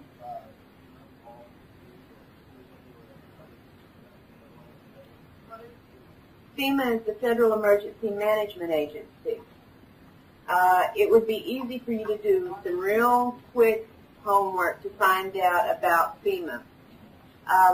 From the descriptions of the interior facilities that a number of abductees reported, correlated with official descriptions from these supposedly civilian facilities, we realize that there is a correlation in the kinds of facilities, furnishing, storage, etc. So we're making a surmise that it could have been a FEMA facility in a number of these cases. However, in other cases, it doesn't seem to have been FEMA at all. I don't know what the involvement is beyond what the correlations between the descriptions we know of and the descriptions from abductees might give us. Yes, sir.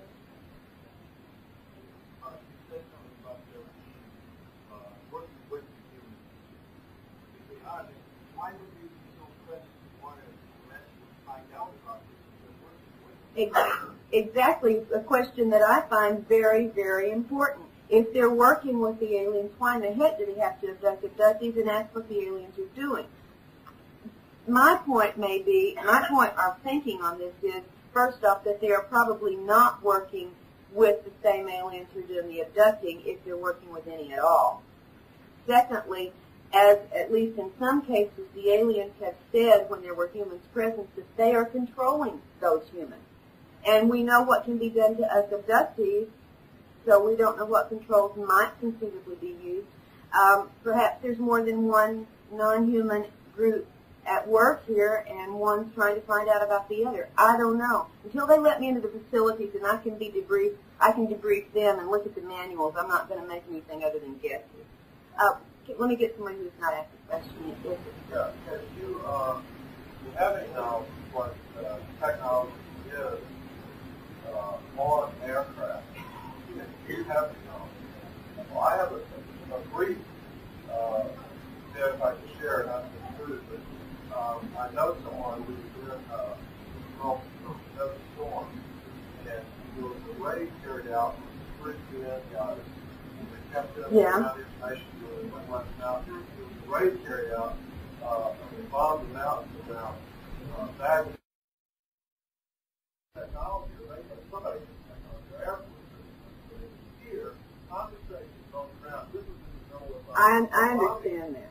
Yes, in fact, at one particular overflight, Angie had the radio on, and the radio began to make a really, really strange noise. She quickly grabbed an audio cassette tape and recorded this noise, and we took it to radio sound engineers and had them to analyze it and see what kind of disturbance, interference, etc. could cause it, and they could not identify it. It was not known to them from their work what the source of this interference. So it was not common technology, at least in that particular case. Yes, How many times did you give that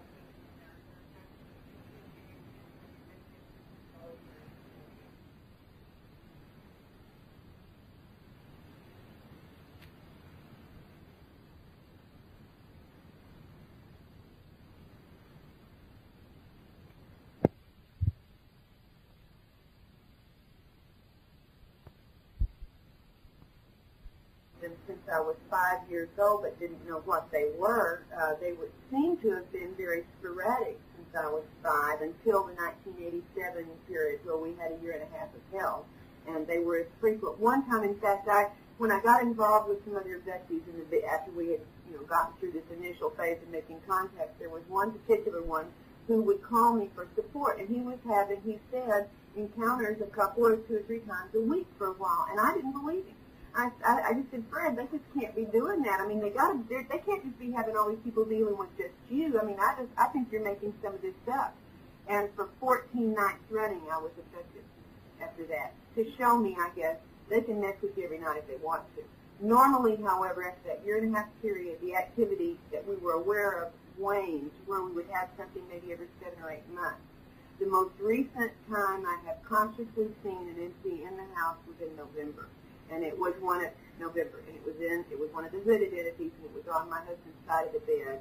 And I was not paralyzed. I was able to sit up and wake him up and make him turn the light on. I watched this thing for quite a while before I, had the nerve to do anything. And when we turned the light on, it just poofed away.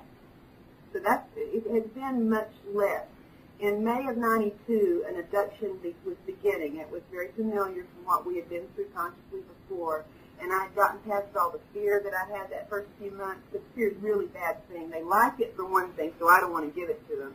And secondly, it paralyzes your ability to respond. So I'd worked my way through being fearful, and I turned it to anger, which was much more effective. And I heard the onset of the abductions. There's a certain sound that had occurred a couple of other times when we had a conscious abduction. And I heard it again in the middle of the night, and I came up out of bed, and I said, "You're really going to be sorry tonight. I'm kicking your butt." And that one stopped that night, but then they came back several months later. Now, however, since I got over the fear, they tend to either keep me totally out or let me see just very, very little because they know, I guess, I'm going to try to kick. I'm going to try. So it's been less activity after that year and a half. No, I do not remember seeing any military facility. I'm only telling you what I remember. I don't remember that. Yes. Have any of the abductees reported being told or seen of vast future destruction on our planet before we take place? And also, have they ever reported being told by the aliens that they are our ancestors? Well, yeah. First off, many abductees have been shown the scenes of destruction, including my daughter-in-law when she was 12 years old, wake up in the middle of the night where they did basically a slideshow showing her these scenes of all sorts of destruction. That's just so typical. I mean, it's everywhere. You can find that anywhere. And what was the second part of the question? Have they told any abductees that they our ancestors? They told me that. Yeah, in 1981, I had a 40-minute encounter. Of course, I was put in an altered state, but I didn't know what they were. I thought I was having a vision or hallucination or whatever this thing was. I'd come home to cook dinner. This is getting into the fringe, by the way. It's almost a funny story, but it's not really. But I'd come home to go cook a pot roast, and I hate to cook. At the time, I really hated to cook. Now I just don't do it. But I was going home to cook, and I'd left the neighbors and gone into the back of the 5-acre farm where we live. And walking toward the back of the house, I hit something that felt like an electric force field. And it was not painful, it was just shocking, and I started moving real slow with the controls and hit.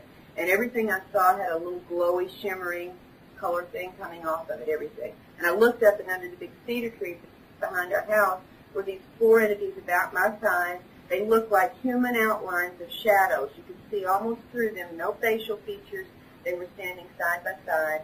The one on the end had his arm out at me, and they mentally started talking to me, telling me that they loved me, they were my ancestors, how good it was to see me. I thought I was having a hallucination. Okay, I did not take these things literally real. I moved slowly towards them. They came and circled around me, and they started, their hands started like moving like this, about 6 or 8 inches around my body. And I said, what are you doing? And they said, we're just checking to make sure the knowledge being planted. And I took the word pocket. In your pocket is set to activate or go off at the right time. And I said, what are you talking about? They said, we put all of our ancestral knowledge in here and you can tap into it. And I think I'm having hallucinations, so I don't take it seriously. And I started joking. And I said, well, surely one of my ancestors somewhere along the line was a good cook. Can you tap that open? And they said yes, and I said, well, basically, it's been fun talking. I got to go in and cook dinner. They came in the house with me. Everything was still under the glow. I was still under the controls. I went in the bathroom, washed my hands. The stove had the glow. The toilet had the glow. Everything had the glow. Came back in the kitchen, and I perceived, although they were identical, I perceived 2 as male and 2 as female. And the 2 males stood beside the stove and directed me through every single step of cooking the pot. The 2 I perceived as females stayed behind me, and I would try to turn to see what they were doing, but I couldn't turn. And at one point, they got up behind my neck, and they were making a buzzing, mumbling noise that was really irritating to me, and I asked who I could see, I said, what are they doing? I couldn't turn. And they said, oh, they're just giving you instructions. Don't pay any attention. You just keep cooking. And I remembered all the way through getting this pot roast onto the stove, and then there was a gap in my memory, and the next thing I remember is it's been 40 minutes since I walked into the back of my yard and saw them, and I'm sitting at the table, the pot roast is boiling away, there's no aliens, there's no glow, there's no anything. And my husband came home from work, and I said, you would not believe the vision I had today. And I told him about this weird vision thing. And 20 minutes or so later, my son came home, and I told him about it, and my husband noticed that I had already forgotten a number of details by the time 20 minutes had passed. And well, then did they go one step further and tell you or any other abductee who created them? No, not me. Yes. And how about the origin of different races on our Earth? No, and if they did tell me, I wouldn't believe them. I tell you, they give so much alien lore that you can't check out. I mean, you remember back when they first started having contact with people in the 50s, they said, where are you from? Oh, we're from the moon, and we're from Mars, we're from Venus. And then we started space exploration in our solar system. All of a sudden, they're not from the moon and Mars. They're from Orion or Arcturus, somewhere we haven't got yet. It's always somewhere we haven't got yet. There's just too many stories, and I know they have lied in many, many cases, so I wouldn't believe them if they told me. I don't believe they were my ancestors, to be true. Towards the end, and that is going to help them break control, but I don't know of any fail-safe way to do it. Is somebody ready? Go ahead. Yes, ma'am. Stories about alien underground facilities, I've just heard the same stories you have. We did make a trip back in '89 to Dulce when we had heard about all this stuff to see if we could find anything, being intrepid explorers like we were. And we talked to the local population, the ones who would talk to us, and they laughed about it. They said there was nothing there. And we drove all the way around the Archuleta Mesa, and we never had anybody chase us or saw any weird craft or anything like that. So I don't know. It's just one of those rumors. You want rumors? We got rumors. Okay. Yes. With your knowledge of your family and the other people, and more and more people seem to be coming out, about what percentage of the population feel they have had contact from the percentage of people that you know. You know 100 people, and half of them, 100%? Well, there's some reasons I'm real hesitant to get into numbers or percentages. One of the reasons is that for every person who talks, I have a feeling from what we have gleaned that there may be 50 or 100 who aren't. Okay? So I can't judge I can't make a good judgment from the ones who've talked. I don't have a clue how many people may be involved. We know it clusters in family groups. We know it's transgenerational. the first thing you do when a new person comes to you that thinks they've had experiences is you go talk to the rest of the family, and 9 times out of 10 you're going to find other members who've had it. So you extrapolate the numbers. You know what the Roper poll has shown. You know what the other abductee researchers have shown. It would just be a guess, a basic guess. Yes, ma'am. When you use the word under the control, were you suggesting an implant in you or talking about what she was talking No, about? The grip of that movie or what? I felt like it was an external control, like I walked into a field that once I hit this field, whatever control was exerted was being exerted. This has happened to other people as well. In fact, in the book I talk about a situation, and in the Fringe, which I don't sell because I don't own the book, talk about a situation when my son and his fiance drove up to the farm, because we'd moved out after this point and they were living there, and they drove up to an area where this field seemed to come into the car, and it passed basically between the passenger and the driver's seat and took control of my son. In fact, pushed him off and took control of him. So I don't know, but I do know I was abducted in the mid-1970s in the daytime in my car off Interstate 20. And I remember having something done that was inserted into my ear, but I thought they were putting in something, taking something out of it, examining it. I don't know. So I don't know. I've never had anything show up on X-ray.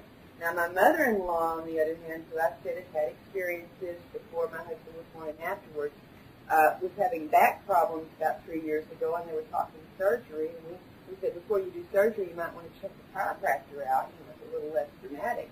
And finally convinced to go to a chiropractor. And when they first get a patient, they do a head-to-toe X-ray. And when I went back with her for the X-ray analysis, and when we came in, the doctor said, Miss Turner, you didn't tell me you had brain surgery. And Miss Turner said, I haven't had brain surgery. He said, oh, yes, you have. And she said, oh, no, I haven't. And he showed her on the X-ray a healed incision into the area over what we call the third eye and the forehead. On another case, Beth in the book, the one from Puerto Rico, when her family was abducted in 1978, she suffered a number of physical symptoms, including the rash, the hair loss, the nausea, and eye problems. And she was like 28 years old, and the eye problems got so bad she had to have surgery. And when she went in to have surgery, the doctor said, you didn't tell me you'd already had eye surgery. And, of course, she hadn't.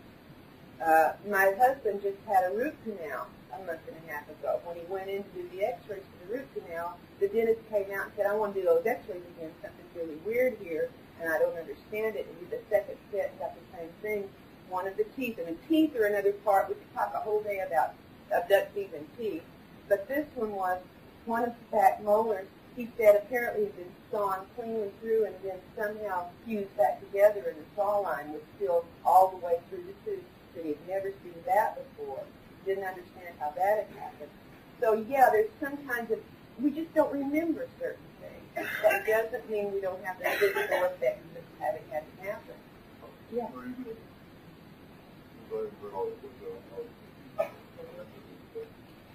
you, or have you already attempted to actually get possession of those dental or medical cases where they record those anomalies and put those and then compile them? Yes, I have tried. Now, we can, in my husband's case, get the X-ray. He wanted to know if we had tried to get medical records documenting them. Those particular ones, yeah, that we can get. There's no problem. The X-rays from my mother-in-law's chiropractor, no problem. But when I thought I had established a relationship with my doctor when I got a new doctor when I moved to Arkansas, and I wanted one I could talk to about this to record and document the physical symptoms. And at one point in one November in '92, I had waked up, as many abductees do. I'm one of those that wakes up at 3 in the morning every morning, and I get up and go to the bathroom, and then I go back to bed. And I'd got up at 3 in the morning, gone to the bathroom, everything's fine, went back to bed, and I woke up at 7 in the morning and went to the bathroom and almost, launched off the toilet because there was something excruciatingly painful happening. And when I looked, there was a 3-inch slice in the genital region, as if somebody had taken a razor blade and sliced up a flap of skin. And I went to the doctor 2.5 weeks later. I was scheduled for a gynecological exam. I remembered nothing happening between 3 and 7, but apparently something happened. And I got up in the stirrups for my yearly gynecological exam, and she said, we'd already talked about the alien stuff, and she was very open to it. She'd had family members who had had sightings, and she was real interested. She said, anything happened lately? And I said, yeah, on the second I woke up and had this slight period. And she said, wow, I can still see the scar very clearly. And I said, would you put it in my medical record? Would you please document it? She said, of course. She got a nurse in there to witness it. She drew diagrams of where the scar area was, put it on the notes with all the notes of my yearly exam. Last December, I demanded to be given a set of my medical records because I was fixing to change doctors, and they refused. It's state law that we can have our records upon request, and they absolutely refused to give it to me. I had to go to the Arkansas State Medical Board and press charges to get my file released. When they finally did release my file, that page was missing. So I went back to the board and said they only gave me an incomplete file. I want that page. And it took 2 weeks to get another page sent to me, and it wasn't the original page, and there was no drawing and no reference to it whatsoever. We've had medical records disappear out of clinics. Yeah, Sean. Yeah. Do you know, have you heard of any abductees who have been involved in training programs? Training for what? I don't know. Any, whatever task, and or learning any type of weaponry. Sure, Okay. sure. A number of abductees have reported being taken and shown how to operate certain equipment aboard craft, even how to pilot the craft. They've been trained in a number of other ways, now not about weaponry perhaps, but one of the most weird stories as far as training goes involves one of these underground facilities in human and alien people. 3 women, a nurse, a teacher, and a therapist who were friends from Oklahoma were making a trip together to Arizona several years back. This is one of Barbara's cases. And they were suddenly compelled for no good reason to get off the interstate and take an obscure little road out in the middle of nowhere. And when they did, they came to a really little weird gas station, grocery store little thing. And they went inside. One of them had to go to the bathroom. And the other 2 were trying to find something to eat, but it was really weird. There were shelves. There might be a can here and a can there, but it wasn't really stocked like a store. And the woman was a very long time in the bathroom. When she finally came out, like 30 minutes later, they got in the car to leave, and they couldn't talk. I mean, they couldn't talk. They could just burble. And this went on for about an hour, and then when they finally were able to talk again, they couldn't make sense when they talked. Like one of them wanted to say, I wondered what happened to us, and what she would say was something like, your foot is blue.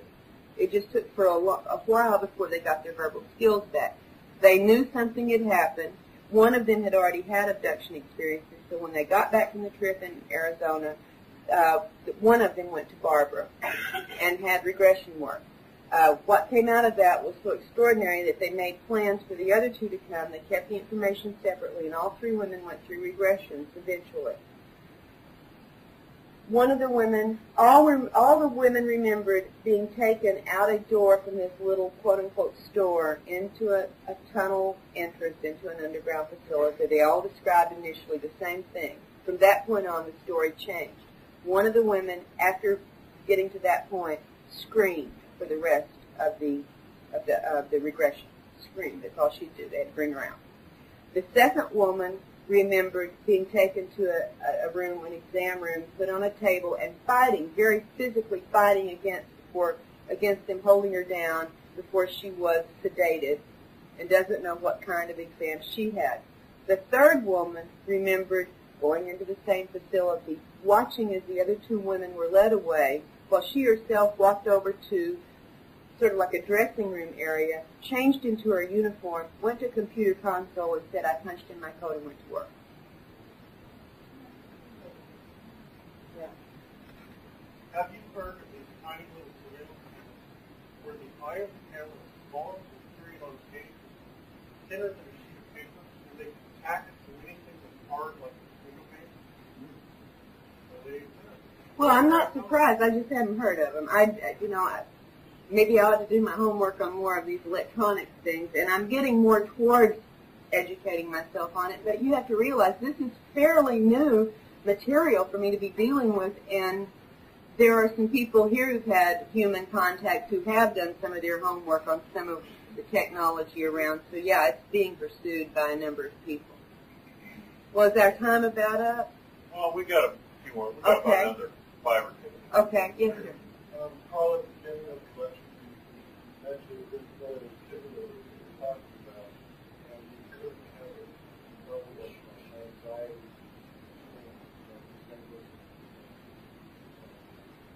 Well, please don't, let me stop you there. Please don't be anxious and please don't be afraid. The abductors like that, and they use that energy. The first thing any abductee needs to do is get rid of the fear and turn it around to something that's outward rather than inward, because the fear is, first off, something they like, and secondly, it's paralyzing to the person involved. So may I just say that and then let you go ahead? I'm not a person that might. If it's one particular word, there's obviously you don't know what level of mind control. Do you think it's possible because the human aspect is involved? It's big secret when you look at that, and that's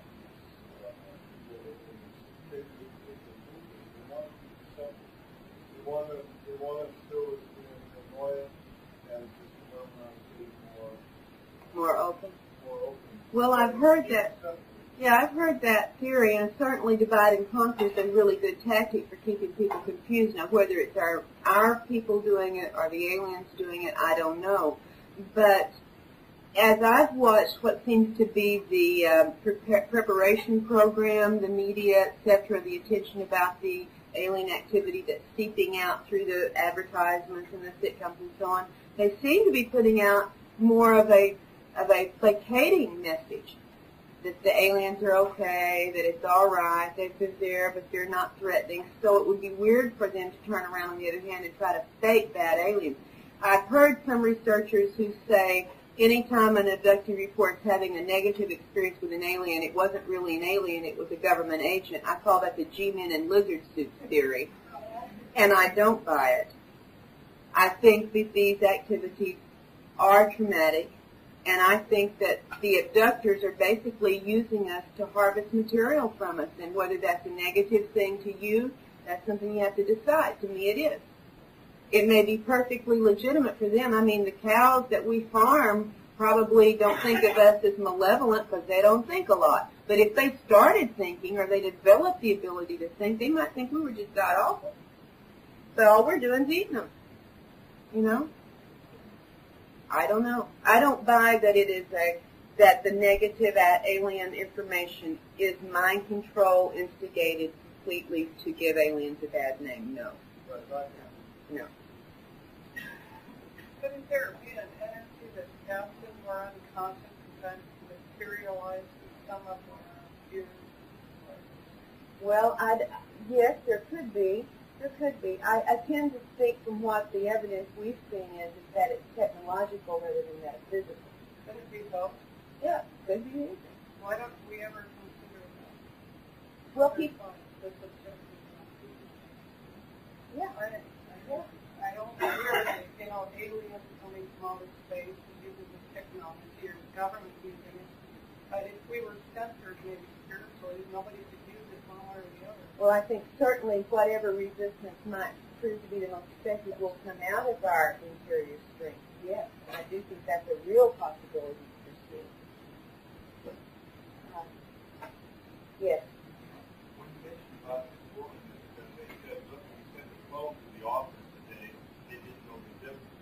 But not the people there identify a difference more than just physical, and what you ate, and you wouldn't know how to talk, habits would be different. They didn't. Supposedly, They the way didn't. which they meant to the essence of the person with it. Oh, we've got a lot of doppelganger reports, is what I call them, where there is apparently a copy of the person active doing something at point A while a real person is at point B verifiably. So this has even happened with my husband. I mean, this is not insanity. My husband was in, I said, Army security. And at one part of his assignment, he was in Berlin. He was on base, working in the room with other people in this, in his duty. While at the same time, totally across Berlin, he was going in his home. His family saw him at home when his co-workers knew he was on base. And this is just one instance. There's many times we've had double abductees show up where we knew where one was at the time we verified that, and yet we have verifiable reports of a copy of that person seeming to be that person in an entirely different place. And no one ever identified as different on the basis No. they asked him to handle what they gave me. No. He remembered being at work. They verified he was there. You don't walk off of a security assignment and go strolling home. He was there. But he was also, or somebody just like him, was also a host. Came in, did weird things. Came in, walked through the door. His wife came out of the bedroom. She was married before me and said, "What are you doing home?" He totally ignored her, walked in the bathroom, shut the door, stayed for a amount of time, came out, walked out of the house, and left. And when he really came home, she said, "What the heck was that?" So they did notice the difference. Yeah, well, yeah. But she thought it was him. She thought it was him. Yes, sir? Two questions. One is that have you, a person under the social contact, noticed any comments that was unexpected? I've been asked this many times, and I've tried to say that if there was anything I could say was absolutely a commonality. And even this is not a commonality. I can think of a couple of exceptions, but for the most part, the only thing I've noticed that's a commonality is extremely good, tender heart, tender, compassionate, and for the most part, high intelligence, for the most part, creative, not always, but for the most part. But the only common thread I found, except for maybe the exceptions I can count on one hand, are they don't abduct jerks. They don't abduct jerks, for the most part. One more question. They can make the double system. Why do they need all this in one flesh? Okay. This gentleman asked an important question. It'll be the last one I think we have time for. He said if they can make bodies, grow bodies, clone bodies, everything with such effectiveness, why would they need our bodies, like in these processes? Well, remember I said I'm not sure these plants exist. They could be virtual reality, and they could be showing us these movies to manipulate our thinking in certain ways or for fear in certain ways, so it could just be a movie. If, in fact, they do exist, however, perhaps, as in Ted's case, where we've done some more work that we talk about in the book that I didn't go into today, his theory on this is that periodically abductees may be cloned more than once, because what he picked up from this process when he was going through this is that, yes, they can grow physical bodies, no doubt about it. But the body that has not had the soul energy in it is like bread without yeast or soda without fizz. It's just not as good. And that's his thinking. You and I both know that case. Well, you know what I mean. It's a metaphor. Don't get so technical on it. Well, that's not a question. I want to suggest you supplement the response to this guy and that woman in this guy here who was questioned about anxiety by emphasizing how many times can we refer to the concept and possibility of virtual reality.